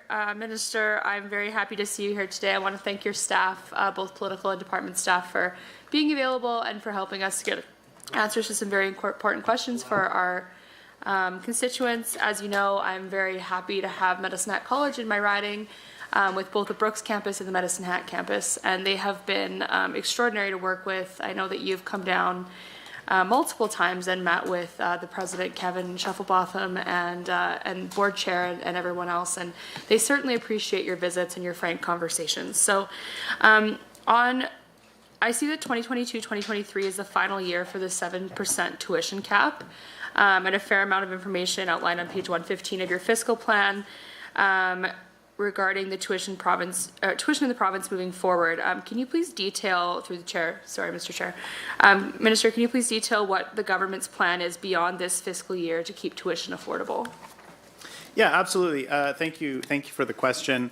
And well, I'll just back up. So the Post-Secondary Learning Act stipulated that tuition increases can only increase at the level of inflation. And in 2019, we made an amendment to the Post-Secondary Learning Act to increase that cap to 7% for 3 years. And we are now coming, as you said, to the end of that 3-year period. And after we do, tuition increases will be capped as they were prior to 2019 at inflationary levels. And that's detailed out in the legislation. The lift of the cap that we provided for was only for that 3-year period. So after this year, tuition increases can still occur, but they're capped at a much lower rate. Well, not much lower. I mean, I don't know. MLA again, I think was mentioning CPI is hitting around 5 points. So our cap at 7% is not far off from that. So, but the tuition cap will be moving back down to the CPI level. Great. And we've talked about this before, but with affordability, of course, there are a lot of students who right out of high school definitely can't afford a post-secondary education. I mean, I was one of them. I was very blessed to have help from family members and, of course, Alberta student loans and such to make that happen. So I see a lot of students look for student aid, and I know that for you that's a priority to make sure that post-secondary education is never inaccessible. So but the Alberta Student Grant Program was turned off in 21-22, and low-income students no longer had access to the grant funding that they needed for post-secondary. So I see on page 25 of the estimates document some numbers in line 4.1 referring to student aid grants. So for 2022-2023, Minister, I'm wondering if you could elaborate on the Alberta Student Grant Program that will ensure students in financial need are not turned away in the fall. Yeah, absolutely. So just a little bit of context to that. So the Alberta Student Grant was brought in I want to say 2019, 2020, if memory serves me correct, somewhere around there. And part of the reason that we brought it in was we had some other student assistance programs that I believe were not accurately assisting students in the best way possible. So, for example, there were some programs that were available for students that were not income tested, as an example. So there was funding that was provided prior to 2019 to a variety of different student grants and student assistance mechanisms that were not income tested. We couldn't state with certainty whether those limited funds were going to the students that needed it the most, which I think we can all agree with that limited government funds in the form of student assistance should go to those who need it the most. So we made some changes to those models and introduced the Alberta Student Grant. And as part of that change, we were able to dramatically increase the number of students who were able to access the grant as well. But to your particular comment, in the last budget cycle, we had to put a pause on the student grant due to the Alberta student grant due to some incredibly high subscription to the grant beyond our budgeted and expected amounts. And I think there were a couple of reasons attributed to that. I think that we did see some significant enrollment growth in some of our programs, and primarily through our private career colleges. We saw significant increases in student enrollment in some of those institutions, which placed extraneous demand on the Alberta Student Grant. So we were in serious jeopardy of that program being oversubscribed. And of course, we didn't want to be in an environment where students were applying for a grant and not being able to receive it or to receive the full allotment. So we had to put the pause on that grant until this upcoming budget cycle. Thank you very much, Minister. I must say I really love this back and forth. I feel like we get way more in. So thank you for doing that. I see I'm looking at page 25 again, the government estimates document on line 3.2 this time. And I see that you have an estimated expense of $23.45 million going towards community and Indigenous education, which of course a great thing. I think that's pretty consistent with previous years. I'm wondering if you could expand on that, but also would you mind outlining some of the programs and initiative that this money is being put toward? And sorry, you said I'm on line 3.2, page 25 of the government estimates. Yep. okay. Yeah, so there's as you can see there, of course, black and white, 23 million, as you mentioned, in the upcoming budget, primarily to support Indigenous education, community and Indigenous education. So that goes to a number of different areas. So first and foremost, a portion of that goes to support or to provide funding, I should say, to our First Nation colleges. So we have a number of First Nation colleges that exist within the province, and the government of Alberta provides some operating funding to assist those institutions. As well, we're also allocating in there. There's $5 million allocated in there as part of the Alberta at Work initiative to increase training opportunities for Indigenous Albertans and to be able to ensure that Indigenous Albertans are able to access post-secondary education. As well, there's also $8.8 million in scholarships and awards for Indigenous learners and to assist Indigenous learners, primarily in apprenticeship-oriented programs. And as you know, we've done some work with Careers, the Next Generation, and Women Building Futures, and other organizations to help expand and increase the number of individuals that participate in apprenticeship programming, including Indigenous learners. So that's those are some of the pieces that some of the specific supports that are available under that line item to support Indigenous education. Well, thank you very much. I was going to ask you another question about Indigenous education, but you actually answered it, so that's great. I'm glad to see our government is committing so much support to ensuring that Indigenous students have access to post-secondary, and I'm glad to see that that's a priority for you, Minister. I'm going to pass over the rest of the time to the MLA for Banff Kananaskis. Awesome, thank you. Minister, I'll cut to it. So I appreciate that we're making a lot of changes to the post-secondary system and really trying to modernize it and bring it into the future and ensure that the programs and the degrees and the certificates that we are offering are needs-driven and are there to meet the labor market demands of the emerging and the changing Alberta.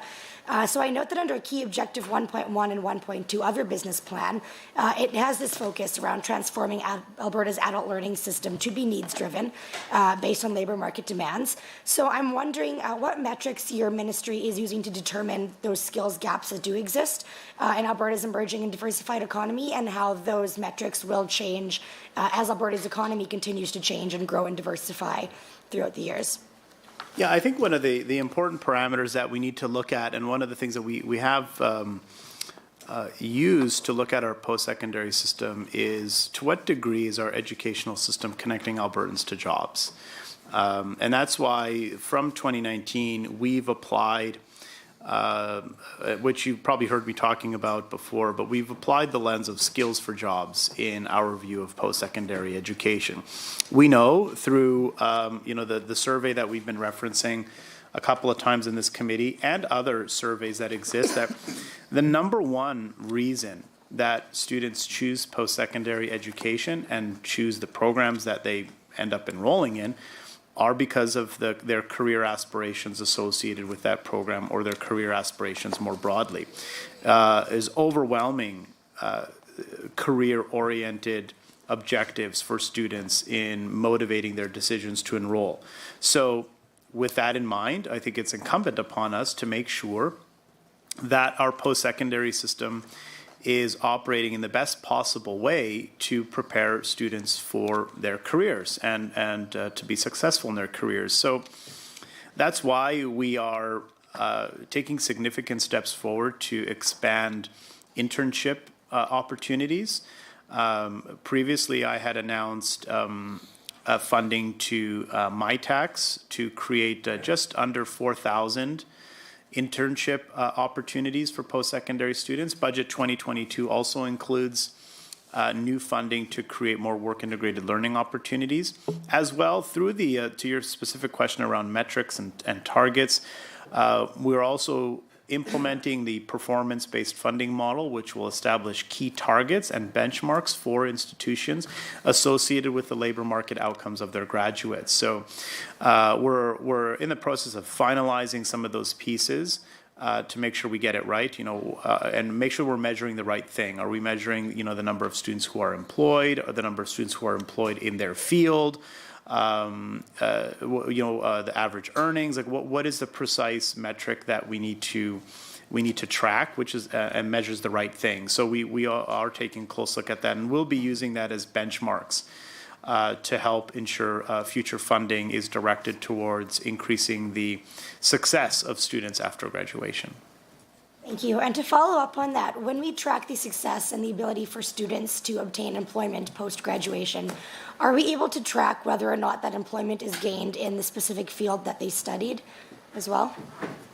The short answer is yes. So every 2 years, the Ministry of Advanced Education completes a graduate outcomes survey where we reach out to students who have graduated, and we ask them a number of questions so that we can get better information on the state of Alberta's adult learning system. We ask them about their employment opportunities, employment prospects, some of their financial situation and status, so we can get a better understanding of whether the loans and scholarships and student aids that we're offering are sufficient. But on the career side, we do ask specifically around employment opportunities because we're interested in outcomes. So we do ask questions around employability. We ask whether individuals are employed first and foremost. We also ask if they're employed in an area that's related to what they studied. We also ask whether the skills and knowledge that they learn through the course of their post-secondary education is applicable to what they're doing in their career. And so we do ask some of those very specific things in the graduate outcomes survey. Okay, thank you. One other question. I know that another large priority for your ministry is not just transforming the post-secondary system to create opportunities for those who are just entering or beginning their career path, or those who are looking to chart a new career path and get a new degree in a new field. But you also have placed a large focus on those who are already in a chosen career field and want to grow and advance in that field that they are already in. And so I know that in this work, your ministry has been trying to streamline the processes for approvals to micro-credential courses so that the employers can work with their employees to create and offer these targeted training programs for employees to develop their skills on the work site or in their chosen career path. And I believe that this is shown under your program delivery support of the estimates document. So I'm just wondering if you can tell us, before you began this initiative of streamlining the process for creating micro-credential courses, what the average turnaround time was for post-secondaries to develop and receive approval for these courses, and by streamlining the process, how significantly you project to reduce this turnaround time by. Yeah, thank you for that. So, and this is an area that we've we work to reduce red tape and improve. One of the things that I heard clearly in 2019 after being appointed to the role, I of course visited all of our post-secondary institutions and listened to get an understanding of what their concerns are and what's needed. And one of the things that I heard time and time again were some constraints over the program approval process, both for degrees and non-degree programs, certificate and diploma programs, that sometimes it can take a while for the ministry and for degree programs, the Campus Alberta Quality Council to do their work. So we have taken steps since 2019 to help expedite that process. I think there's still more work that we need to do to make generally the program approval environment in Alberta more efficient and faster. I think that this is incredibly important for us to continue to remain very competitive in Alberta. We need to ensure that our institutions are able to offer new programs that correspond with what's happening in the economy and what's happening with the labor market. And of course, if it takes 2 years or whatever the number is to create a new program in a new emerging field, that can be problematic. I think, as we all know, especially with respect to technology, 2 years lag in the technology world, and you're already outdated. So I think we have to take a look at that. The program approval process to make sure it's expedited, but to your point around work around some of the work that we've done with micro-credentials, we've really accelerated the growth and development of micro-credentials in the province quite significantly.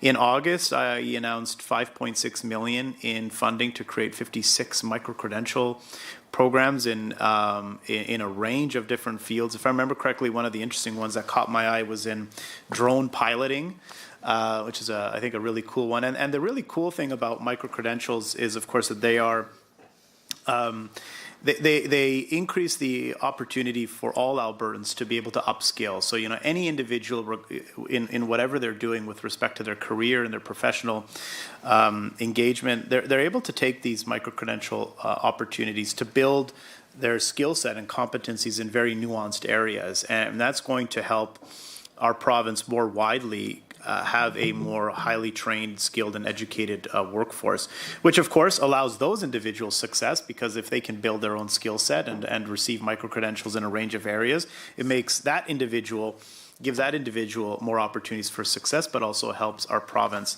And we're building on the success of the micro-credentialing initiative through Budget 2022. We're providing $5 million this year and $3 million next year, so $8 million over those 2 years to create even more micro-credential programs. I'm confident that that'll help Albertans get ahead and succeed. Thank you. I will pass the rest of my time to Member Rosewell. Thank you. My first set of questions have been touched by a number of people, so I'll just try to fill in a bit of the blanks as we go here.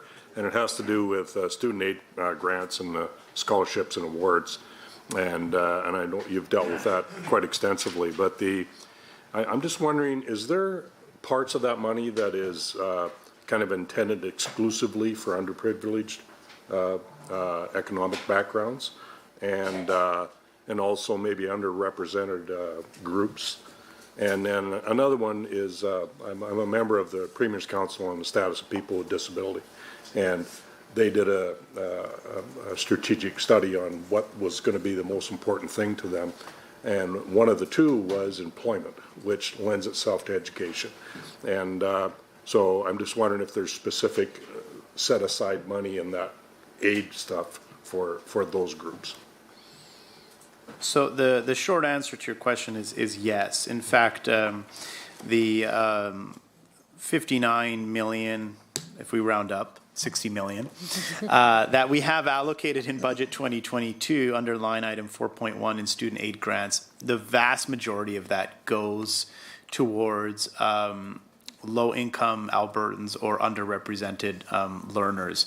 That's the primary focus of grants and bursaries. And there's a number of things that we've done over the years to help actually add more in the area of financial assistance for underrepresented learners or for low-income Albertans. I mentioned earlier the Alberta Student Grant, where we looked at previous grants that were in existence that were not income tested and rejigged those and created the Alberta Student Grant. That's, as I mentioned, a new grant that we created in 2019-2020 to specific income tested and specifically oriented for low-income Albertans. And as a result of those changes, we've been able to increase the number of individuals who access, who receive support, the number of low-income Albertans who receive support. Apart from that, as I mentioned, there's 15 million over 3 years to create new bursaries for low-income Thank you, students. Minister, and thank you, members. That concludes the government members' first block of questions. We now move to 5 minutes of questions from the official opposition, followed by 5 minutes of response from the minister. And please remember that discussion should flow through the chair at all times, regardless of whether or not speaking time is combined, but I believe we will be combining that speaking time. And I would like members to continue doing the excellent job that they have in asking questions and listening to the response. And I would encourage them to continue that that behavior as we begin to run out of time, and we would match the responses to the questions asked in respect for those trying to ask as many questions as possible. Member Shepherd, you have the floor. Thank you, Mr. Chairman. I'd like to go back and forth with the minister if he's willing. Absolutely. Thank you. So through you to the minister, I had the opportunity to speak with the health minister yesterday about several concerns around the critical staffing shortage we face as a province. He noted he's been having conversations with the Minister of Advanced Education about the need for more post-secondary seats. Now, I would note, of course, that there have been challenges. There have been programs lost. Grand Prairie, for example, suspended their perioperative nursing program after their 13% reduction in their Campus Alberta grant. The Augustana campus of the U of A, their faculties of rehabilitation, medicine, and nursing closed their Masters of Science in Physical Therapy and after-degree nursing programs after subsequent grant cuts of 6.9% and 11%. So we are working from a bit of a deficit. But to the advanced education minister, you've committed to creating 7,000 seats in various sectors, including in the healthcare sector. And this is absolutely necessary and needed if the minister's government actually intends to follow through in its commitments to create additional capacity in our healthcare system. I think we all agree that beds don't provide care, healthcare workers do. We can put more ambulances on the streets, but it requires paramedics to provide the care that's needed for them. So my questions to the minister are, first of all, of those 7,000 seats that in which you say healthcare is included specifically, how many of those 7,000 seats are going to be for the healthcare sector? And what other specific funding is going to go in? And what specific institutions are those seats going to be created at, or are you discussing creating those seats at? Again, recognizing, as others have observed, that if we want to retain workers and recruit more workers in rural areas, training them in those rural areas and at rural education sites, such as Grand Prairie Regional College or the Augustana campus of the U of A, is an essential part of doing that work. Sure. Yeah, and through you to the chair, appreciate the question from the member. And a couple of things I'll say to that, and I'm happy to give him the specifics here. There have also been new programs that have been created to help expand healthcare education in our rural communities. I recall the U of C entered into a new collaborative program to deliver some of their nursing. I believe it was their nursing program in the community of Wainwright, and there was also a new development of a twist, if you will, to the healthcare aid program. There's a pilot that's underway that adds ESL to the healthcare aid program. One of the barriers that can exist for some individuals in accessing the healthcare aid program are sometimes the English language requirements. So there's a pilot underway to pair ESL with that program. So at the same time, they're pursuing ESL and they're moving forward with the healthcare aid program, which I think will be very helpful. But I'll try to give you a ballpark, and of course I can't give you absolute specifics because we don't have that detail back from the post-secondary institutions yet.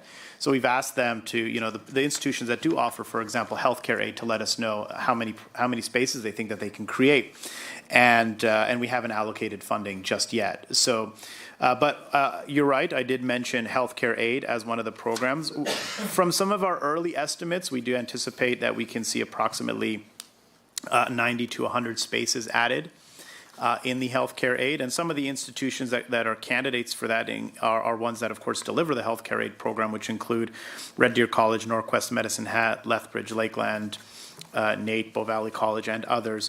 And on the LPN side, that's another area that we're looking at. From initial assessment, we estimate that there could be over 600 new positions created in the LPN environment, and of course, that would be delivered by institutions that offer those programs of Bow Valley College, Keano, Lethbridge, Medicine Hat, and others. Exactly how many seats each individual institution is going to have, we have to get that information from them, and so I can't give you that precise level of information because we aren't there yet. Through you, Mr. Chair, to the Minister, are those the only areas? I mean, certainly, I think you're aware, we certainly have a shortage of registered nurses. We have a shortage, frankly, of physicians. We have a shortage of paramedics. So certainly we have many other areas that should be under consideration. Is the Minister not taking any action in collaboration with the Health Minister on those? Well, of course, we are working collaboratively with the Ministry of Health and working with the Ministry of Health to and asking the Minister of Health to give us some direction as well as to where are some of the areas where we do see significant shortages and that we can expand. So those are the two that have been identified. And of course, this isn't a final list. There may be additional proposals. You mentioned paramedic programs, so there may be additional proposals from some of those institutions to expand some of those. And if we have the capacity, we'll certainly take a look at that. So it's not a final list, but these are some of the areas that have been identified. With that, I'd say thank you to the Minister and just make a note that certainly speaking with healthcare professionals in Red Deer, they have a strong interest in seeing expansion of the nursing program at Red Deer Polytechnic. So I will leave that with him to consider and pass things on to my colleague. Thank you, and excellent questions. I would like to perhaps expand on that more globally to ask Mr. Chair through you if the Ministry of Advanced Education is aware of how many students will be graduating from high school in the next 5 to 10 years here in the province of Alberta. I know that there is a burgeoning cohort of students that will be entering post-secondary or would like to be entering post-secondary. And I think I would similarly like to ask if the ministry has calculated how many post-secondary spaces would be required for those students to receive advanced education training here in the province of Alberta. I know that the Council of Post-Secondary Presidents of Alberta has calculated that we need to expand our space capacity by at least 25%, which includes building and maintaining infrastructure, hiring staff, and so forth to meet the needs of approximately 10,000 new Alberta students that will require spaces in advanced education in the next few years. So I'm just wondering if you have those, if the minister has those calculations in place, and are they taking steps to meet those needs? The 7,000 spaces that we've talked about in this budget are certainly welcome if they actually come to fruition, but my suspicion and other statistics would suggest that we need much more. Sure. Yeah. The short answer is yes.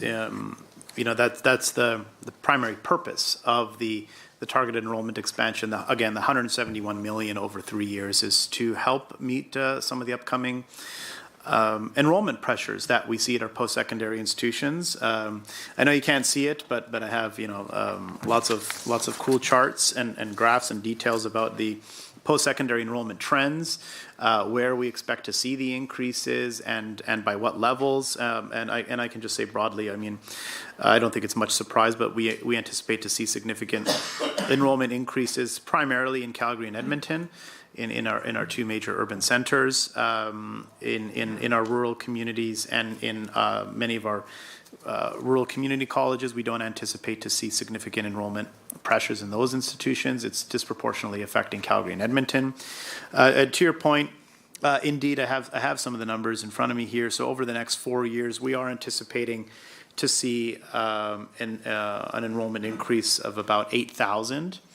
Or 5%, and over the next decade, we're expecting to see a 16% increase in enrollment. That's over 10 years. So, indeed, and that's again the primary driver of the targeted enrollment expansion initiatives to help add more capacity. Because again, we want to be proactive. We know that enrollment pressure is coming, so we have to put steps in place now to be able to ensure that when a student is graduating high school in the future, that there are spaces for them to be able to go to post-secondary education right here at home. Yeah, and I just want to squeeze in then, how does that work with your targets for increasing enrollment for students in that same category? We have the last statistics that you have, which we share, is 59% of students accessing post-secondary within 6 years of grade 10. How does that 8,000 spaces fit with the targets that your ministry might have to increase that percentage, which always stays stubbornly low here in the province of Alberta? Thank you, member, and hopefully the minister will be able to answer that when it comes back. To the government side, MLA Roswell, you have up to 5 minutes to ask your question. Thank you, through you, Chair, to the minister. In my riding is Lakeland College, and it is college. There's polytechnics and there's universities, and we've got a very specific programs that we offer, and it's a really well-run college.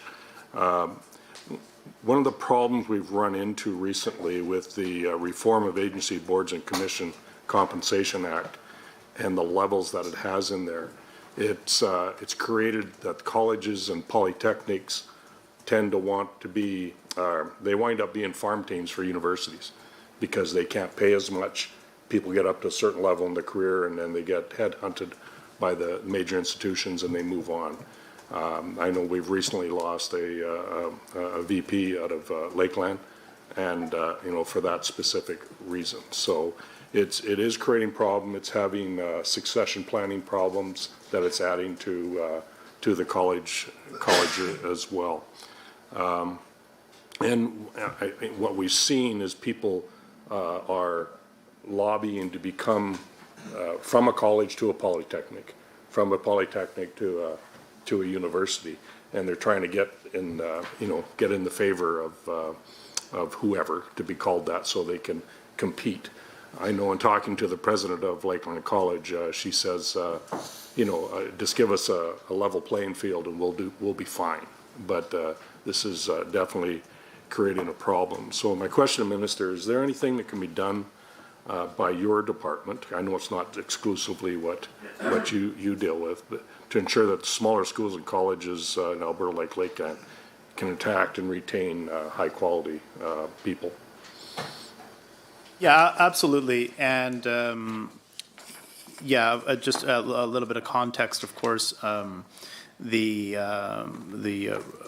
RAPCA legislation and subsequent regulations put all of our post-secondary institutions into different categories, and then set caps on presidential and executive compensation based on those levels. And so, some of the institutions have asked that we take a look at where their placement is. Some are in a category 5 and believe they should be in a category 4 or 3.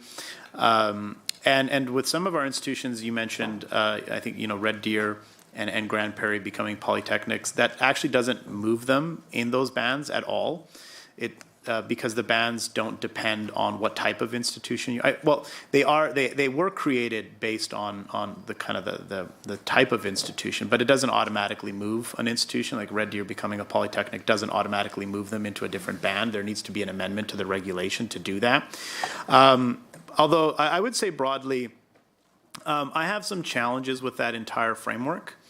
And the Minister of Finance and I have been in some conversations around that framework because, of course, I think an important thing that we need to explore as a government is to reduce red tape, and I think that framework is full of red tape.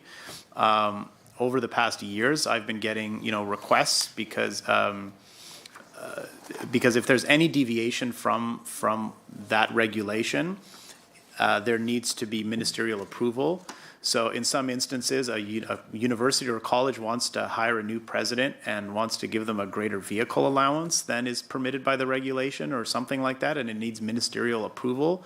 And to me, that entire framework just sounds like a lot of red tape that our institutions don't need. There's much more that they need to focus on in terms of providing innovative programming. So that's something that the Minister of Finance and I are taking a look at. We have actually already taken some steps to remove some red tape around that, around those regulations. But I think that there's potentially more that we can do there. Thank you. That's, I'll pass it on to MLA Van Dyken. Okay, thank you, Chair, and through you to the Minister. I want to thank him and his staff for being here. I appreciate the time that they're putting into today's estimates, but also to appreciate the time that they do structuring post-secondary institutions and advanced education for the future of Alberta. And so my first questions revolve around key objective 1.1. I see on page 4 of the ministry's business plans, key objective 1.1 intends to implement the Alberta 2030 Building Skills for Jobs strategy to transform the adult learning system to focus on providing the high-quality education skills and training needed for Alberta's future. I think this is a very important goal, and I just want to emphasize here the part about Alberta's future. Post-secondary students will play a big part in Alberta's future, and their ability to find employment can in turn benefit Alberta's economy and is a crucial consideration. So I'm glad to see your ministry making this a high priority. Mr. Chair, through you, can the Minister please elaborate on what this program is intended to do and why this is an important initiative as we move forward from the impacts of the COVID-19 pandemic? Yeah, sure. I'd be happy to. Thank you for the question. Perhaps a little bit of background. Of course, beginning in 2020, we took steps to begin the development of a new strategic plan for Alberta's post-secondary system, and we engaged in substantial consultation to develop that. We held over 100 one-on-one interviews with post-secondary presidents, board chairs, and other individuals in the post-secondary sector. We held roundtable discussions, town halls, had online surveys available, provided workbooks so that different entities within the post-secondary system, faculty associations, student unions, or other groups could answer key questions to help us all formulate a new vision and strategic direction for our post-secondary system. And of course, it was incredibly important to me that as we engage in that process, that this isn't me, the minister or the ministry or the government, dictating to the post-secondary system about what the priorities should be and what we're going to do, but that the entire system is working together as best as possible to craft a future vision together. Now, of course, that's challenging because the priorities of student leaders may be different than that of faculty and staff and that of government and many of the different groups involved. So we tried our best to try and bring all of those concerns to the table. And I think we landed there because when we announced and unveiled the Alberta 2030 10-year strategic plan. We had post-secondary presidents, student leaders, industry associations, and other groups all speak positively about the plan. I recall hearing student leaders say that they see their priorities reflected in the plan. I recall hearing post-secondary presidents say the same. So I think we got to as great a consensus as possible. And as you said, the plan focuses broadly on 6 key priorities that we had heard and identified through our engagement. The first was to improve access and strengthen the student experience. And just quickly on that point, I want to point to some real tangible things that we've been doing to achieve that goal, which includes $171 million new investment to create 7,000 additional spaces, which of course is going to help increase access. Not to mention new funding that's available for scholarships and bursaries, which will also assist in improving access. And on the student experience side, we're continuing to provide funding to support mental health on campus. And I also announced $2.5 million in new funding to combat sexual violence on campuses. And in December, we also announced new funding to support students with developmental disabilities. So this is to ensure that there's a robust experience. The second goal of Alberta 2030 focused on developing skills for jobs. And at a very high level, this has to do with ensuring that students have the skills, knowledge, and competencies they need to succeed when they complete their programs. And through the budget, you see a number of measures, including more funding to work integrated learning opportunities, micro-credentials, and other pieces that will help achieve that. Goal number 3 is to support innovation and commercialization. Our institutions are home to groundbreaking research, and we want to support that activity and help to see commercial application for some of that research as best as possible. Goal number 4 works on strengthening internationalization. And goal number 5 focuses on improving the sustainability and affordability of our system. And we've talked quite a bit about what's available with respect to student aid. And number 6 has to do with strengthening system governance and helping to ensure that we have a modern governance framework for post-secondary education. Thank you very much. We will now go to official opposition, and MLA Schmidt, you have the mic. Sorry. Thank you very much. I'm hoping the minister will be willing to share time.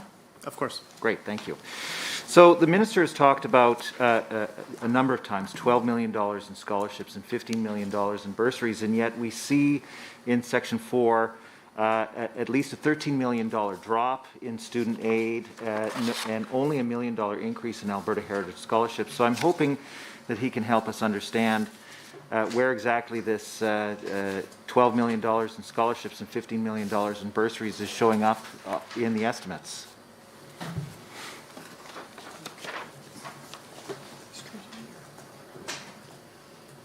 Yeah, I'm not. 4.2? Yeah, what line item, sorry? Sure. Well, that's my question. Which line items are they showing up in? Well, 4.2 scholarships. Sure. So 4.1, you see there what was budgeted in 21-22 was 54 million, and in 2022-23 that'll be at 59 million.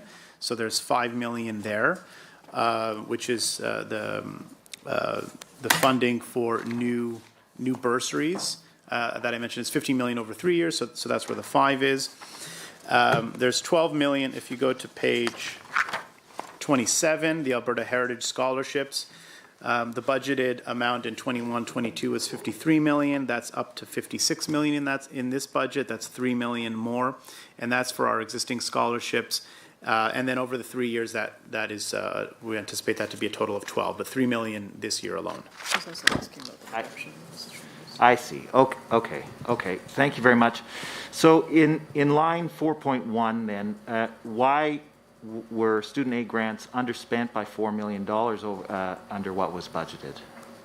Yeah, we had an underspend there in approximately $4 million, due primarily to the pause of the Alberta student grant that I mentioned earlier.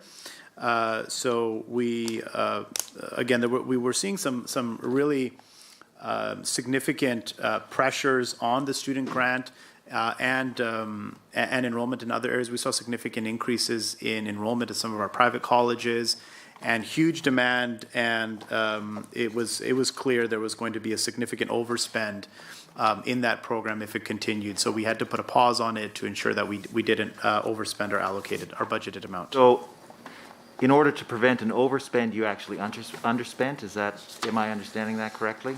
Well, it's challenging, of course, to be able to anticipate, what future applications and demand will look like. No. But you said last year you had the student grant was oversubscribed, so you put a pause on it. Is that why you underspent by $4 million? Yeah, that's primarily, again, attributed to the. So, okay, thank you very much for that. the So, increase, so yeah. what is it about private career colleges that was driving demand for Alberta Student Grant that caused you to pause the student grant? Well, it wasn't specifically private colleges. Just generally, there was massive demand on the student grant, more than anticipated. So if those trends continued, we would have been in a position where we would have overspent, or not overspent, we wouldn't have had any funds available to be able to provide more to the student grant. Why? As I mentioned, What was it? Help me understand the criteria that were established for the Alberta Student Grant that would have caused you to overspend. And why weren't you willing to keep that in place and then make adjustments at the end of the budget year? It's demand driven, so it's not a matter of criteria. The grant is primarily available for low income individuals, but the demand was significantly more than we were anticipating. So am I hearing you correctly that the demand from low and middle income students was so high for the program that you decided to end it entirely? We didn't end the program entirely. You put it on pause, though. We had to is that pause right? the disbursement So of that year, correct. Too many low and middle income students were asking for money, and so you decided not to give it to them. Is that correct? As I mentioned, the demand for the program was exceeding what we had available. Thank you very much. So I noticed that in line 4.2 under scholarships and awards, you are overspent that area by $3 million in 21-22. And yet you're only forecasting the same amount approximately as you budgeted last year. How are you going to ensure that that money isn't, that budget isn't exceeded? Sorry, how are we going to ensure that the budget is not exceeded? Yes, that's right. So you spent $3 million more than last year, or than budgeted last year. You're budgeting the same amount this year. What controls are going to be in place to make sure that you meet your budget targets this year? Yeah, well, that's, again, a lot of those, the scholarships and awards, again, are demand driven. So we have to forecast to the best of our ability. Okay, so can I just stop you on that? Sure, go ahead. The demand for student awards for middle and low income students was so high that you cut off the program. The demand for scholarships and awards, which aren't determined by financial need, was also higher than you anticipated, and you spent that money. Is that correct? Yes, we had. So why is it? Excuse me, honourable member. We've done fairly well, and I do understand your interest in getting your questions asked, but I would ask that if the minister has the floor, that he has an opportunity to answer. If his answers go too long, I will remind him to respect your time, but I'm just warning that we're starting to get some interruptions and it's not going through the chair, so I'm just providing some caution at this time. Member, please proceed with your question. Thank you. No, I think I have the answer from the minister that I wanted. When it comes to financial need, those programs are put on pause when there's too much demand. But when it comes to scholarships and awards that aren't driven by financial need, the taps are open. That's quite clear. Well, that's not entirely accurate. So these are demand-driven programs, and we have to make assumptions as to how many students are going to apply for the programs. And it's hard for us to develop an accurate picture and know exactly that there's going to be 100,000 students applying for one scholarship or one bursary or the other. And we have to do our best to manage the scholarships and awards and bursaries that exist within the confines of the budgeted amounts that we have. And there was some significant concern with the Alberta Student Grant that the demand was going to be quite Thank you, Minister. I have the answer to that question that I need. Now, you have talked about the need to improve access, and you've claimed that the changes that you've made to this to the grants and bursaries and the student loan program have increased access to universities and colleges. And yet, in your business plan, your targets for enrollment are 239,479 plus. That's pretty vague. Explain to the people of Alberta how they can be sure that the changes that you've made to the scholarships awards and student loan programs are actually achieving what you said that they will do and driving increases in enrollment. Especially considering that Alberta is a growing jurisdiction, enrollment would be set to increase even if you had done nothing. How can Albertans be sure that your changes to the programs are actually driving increases to enrollment? Well, the changes to the programs and student aid and scholarships will make sure Albertans have the financial assistance that they need in order to access post-secondary education. We can be certain of enrollment expansion based on the $171 million that we're spending over 3 years to create 7,000 additional spaces. My question was only about the changes to the student loan and student aid programs, not about the targeted enrollment increases. Yeah, so as I mentioned, those programs, the funding that's available in scholarships and student aid and bursaries and grants will help to ensure Albertans are able to have the financial resources that they need to be able to access post-secondary education. But how will you show that to the people of Alberta? That's the point of a business plan and the annual reports, and yet you've taken out any kind of measure. How will the people of Alberta know that the financial resources are adequate, and how will it show up in the system? So, of course, when we look at primarily for the $15 million that we're providing for new bursaries, because there's, as I mentioned, $12 million in new funding going to support our existing scholarships. But the $15 million that we're providing will go to the development of new bursaries. And so we're still in the process of finalizing what those bursaries will look like to help ensure that we achieve that goal, to help ensure that we target the right individuals and that they're accessing post-secondary education as a result of that assistance. Does the department have any idea how many Albertans are choosing not to go to post-secondary education because they can't afford it, because they feel they can't afford it? Does the department have any estimates of those numbers? I would have to check, but I do know, as I mentioned earlier, that 70% of students believe that they have the financial resources available. That is 70% of students in the system. They already believe that they can afford to. I'm asking about those who never show up in the system who think that they can't afford it. Thank you, members. We will now go back to Government Caucus with MLA Van Dyken. Yeah, thank you, Chair, and thank you for the time. I'm going to speak a little bit with regards to key objective 1.2, and in there it speaks about strengthening the alignment of post-secondary programs to employment and expand innovative learning opportunities. And I'd like to take some time to just speak about Athabasca University. Athabasca University is in my constituency, and I want to thank the Minister for the time that he has taken to meet with myself and along with municipal leaders, service club representatives, and many of the stakeholders in the Athabasca community that have raised concerns with regards to the decision by the Board of Governors to move the university to a near virtual learning environment.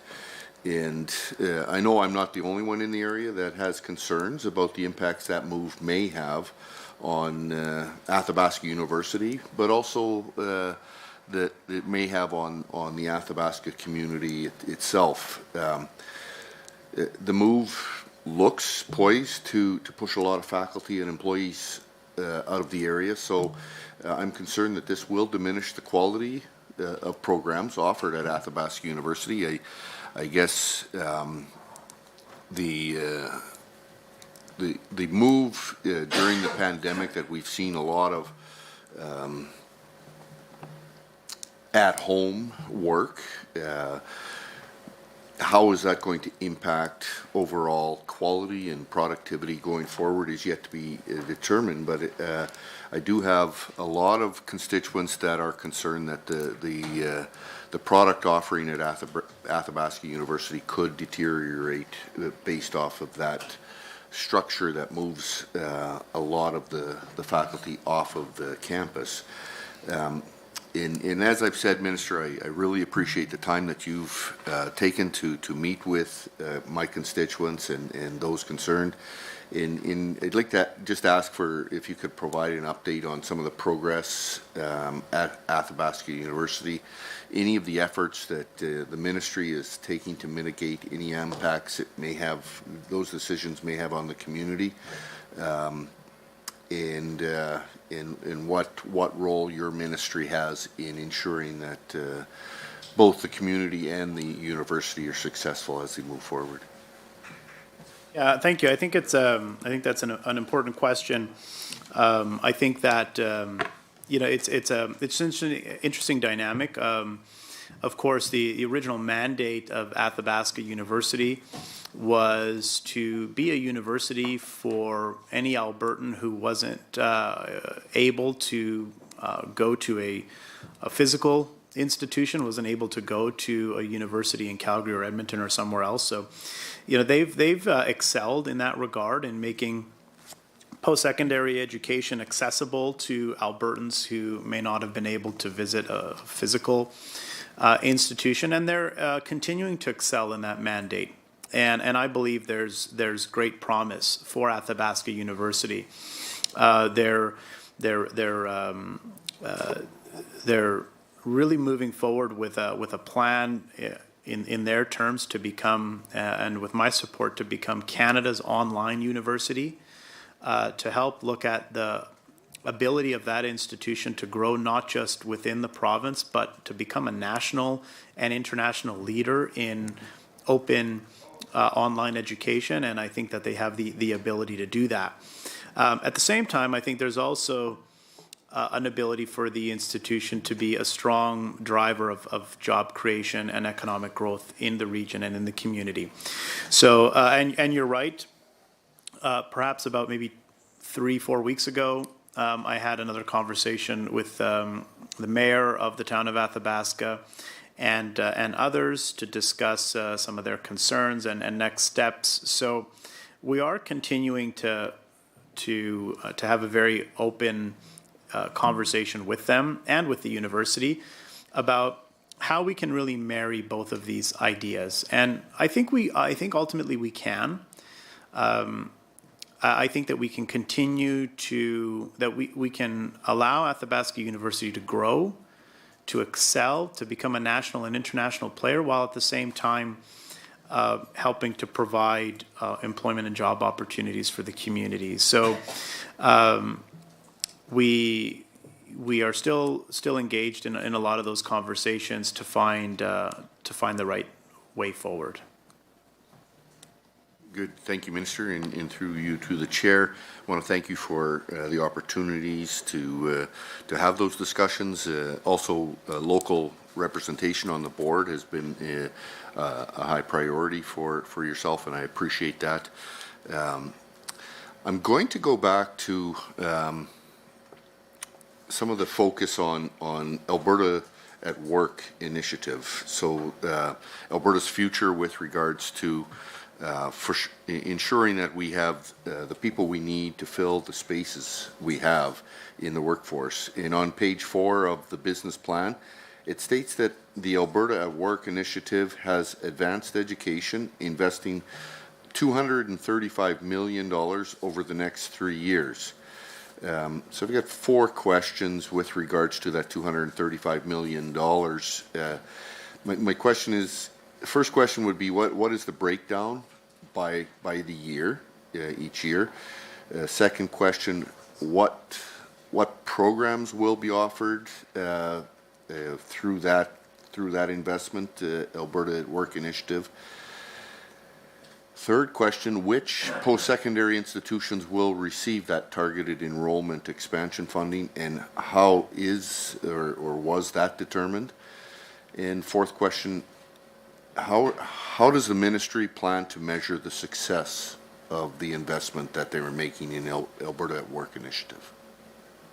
Okay, you may have to remind me through you, Chair. The member may have to remind me those 4 questions.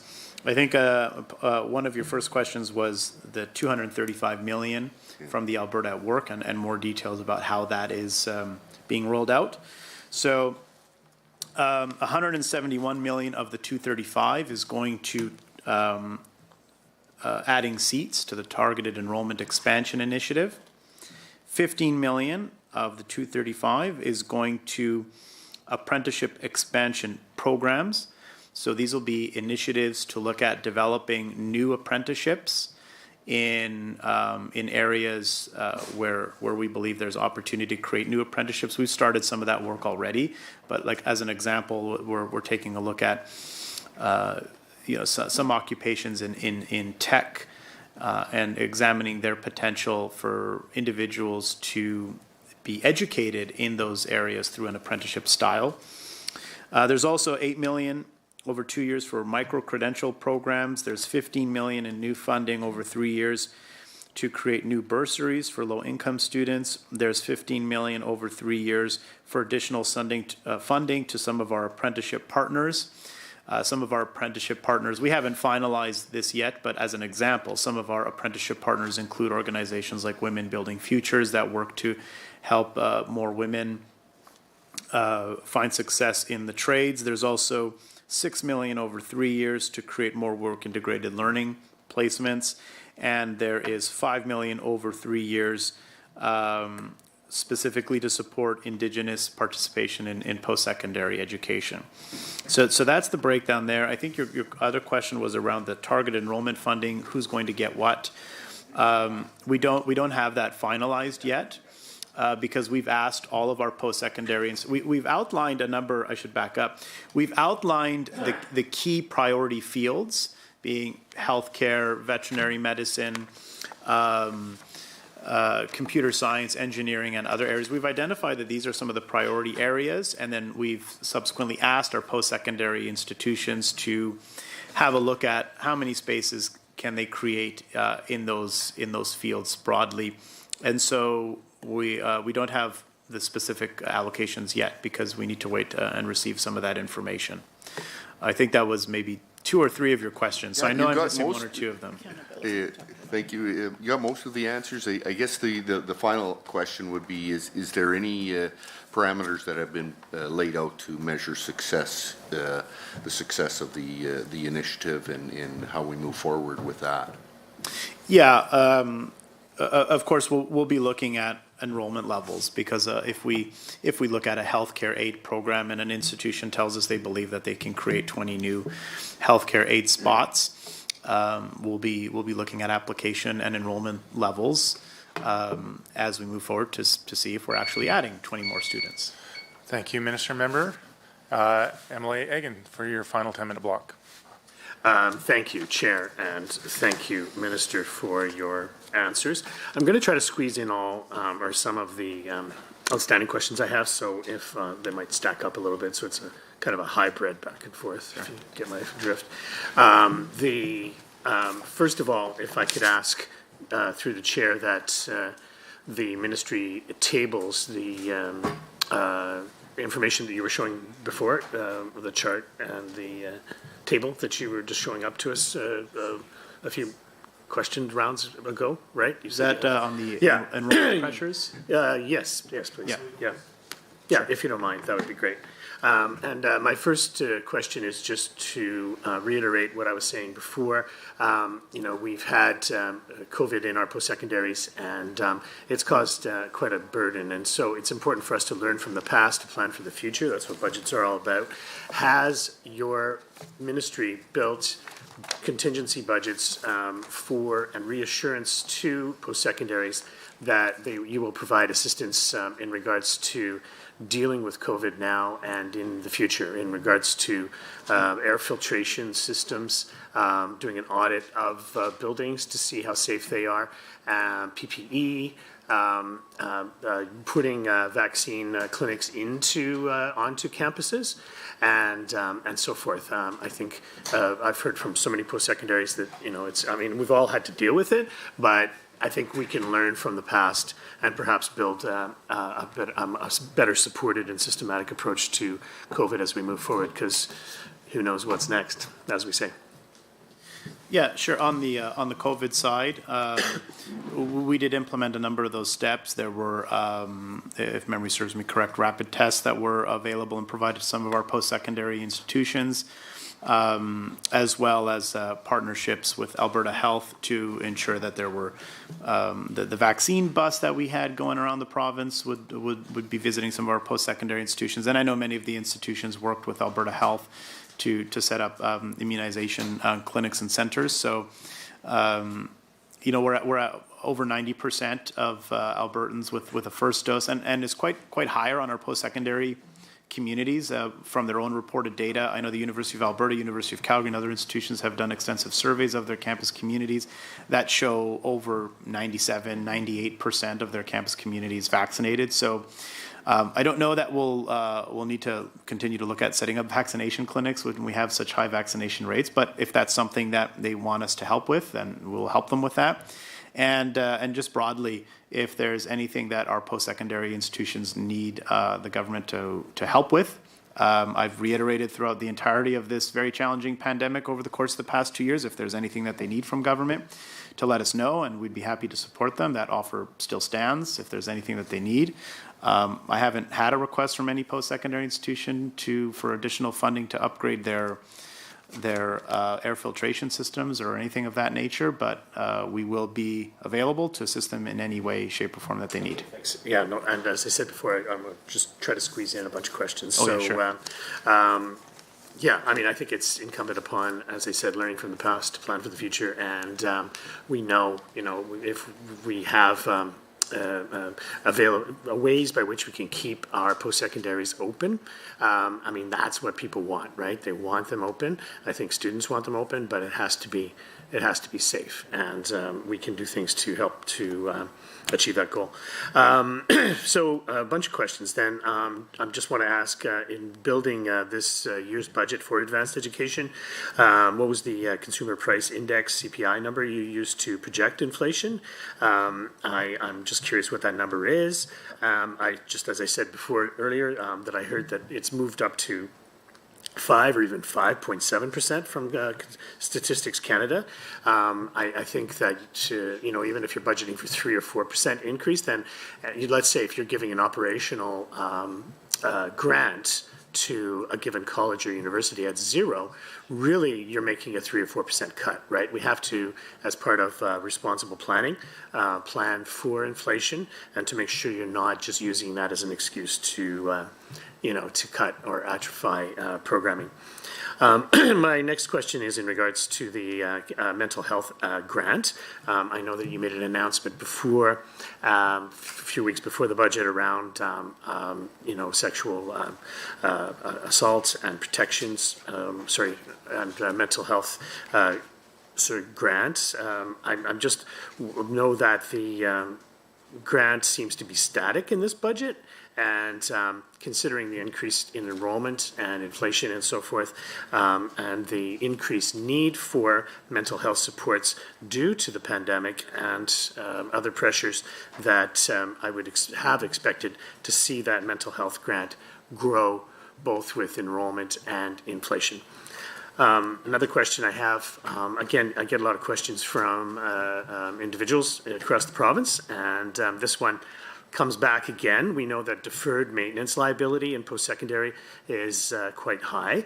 Just at the U of A alone, their deferred maintenance liability is more than $300 million and projected to grow to $800 million in the coming years.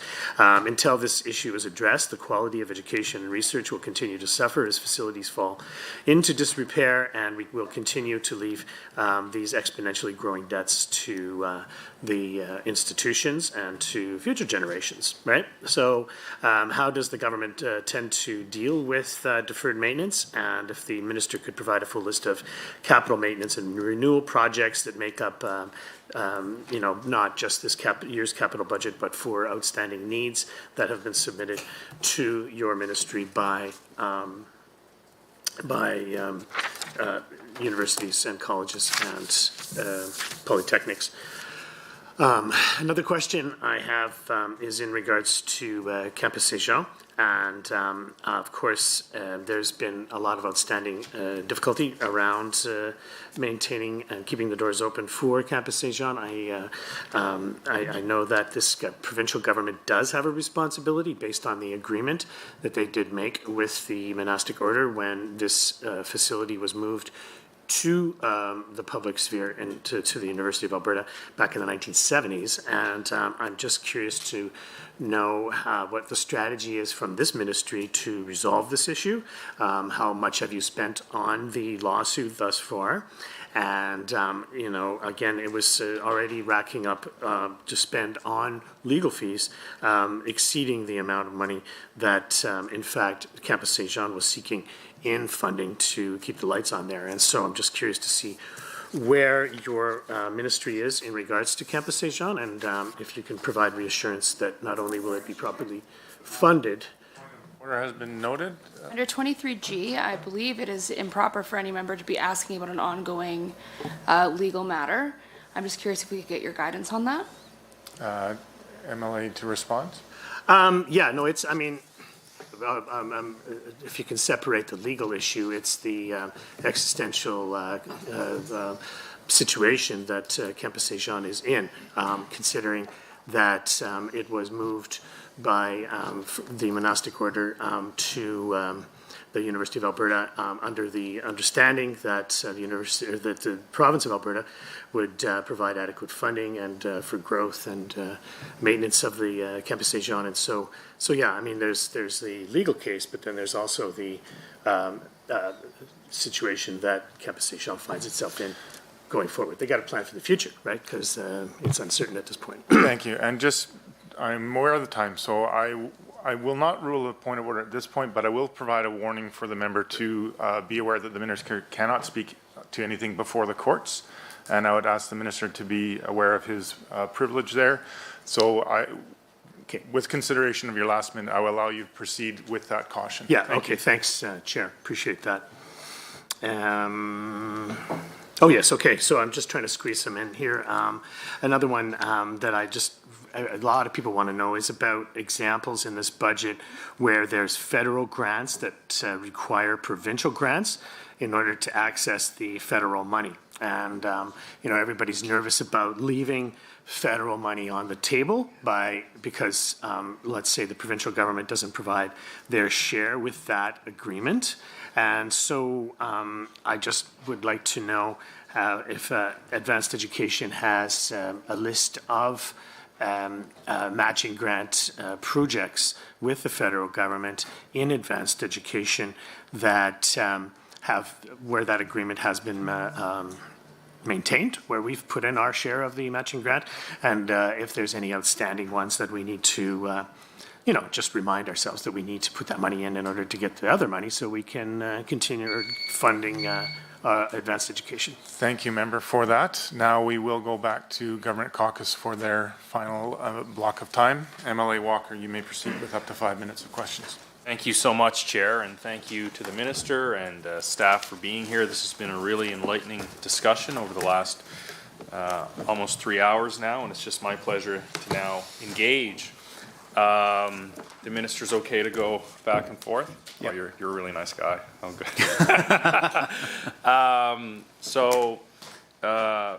Really enjoyed the back and forth, both government side and from the opposition, I would say through the Chair, Minister, and of course MLA Egan and myself share a Sherwood Park connection, and appreciate that as well. My questions will focus on one of the main topics here today in the dialogue, post-secondary access and funding.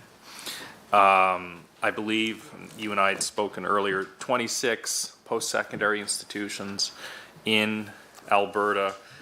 The University of Alberta, I think, established around 1907, roughly, something like that, and the U of C 1967.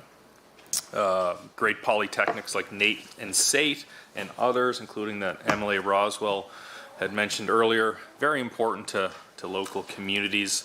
I toured, Minister, NAIT has a satellite campus in Spruce Grove. I toured that with MLA Turton. It's focused on crane training and technology. It's quite impressive.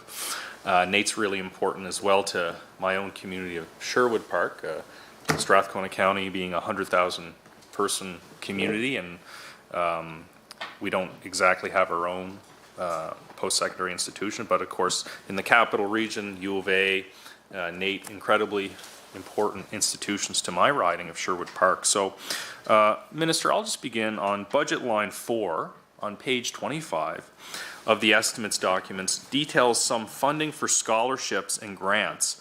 I'm particularly interested in one scholarship which offers up to $2,500 to Alberta residents, the Alexander Rutherford Scholarship.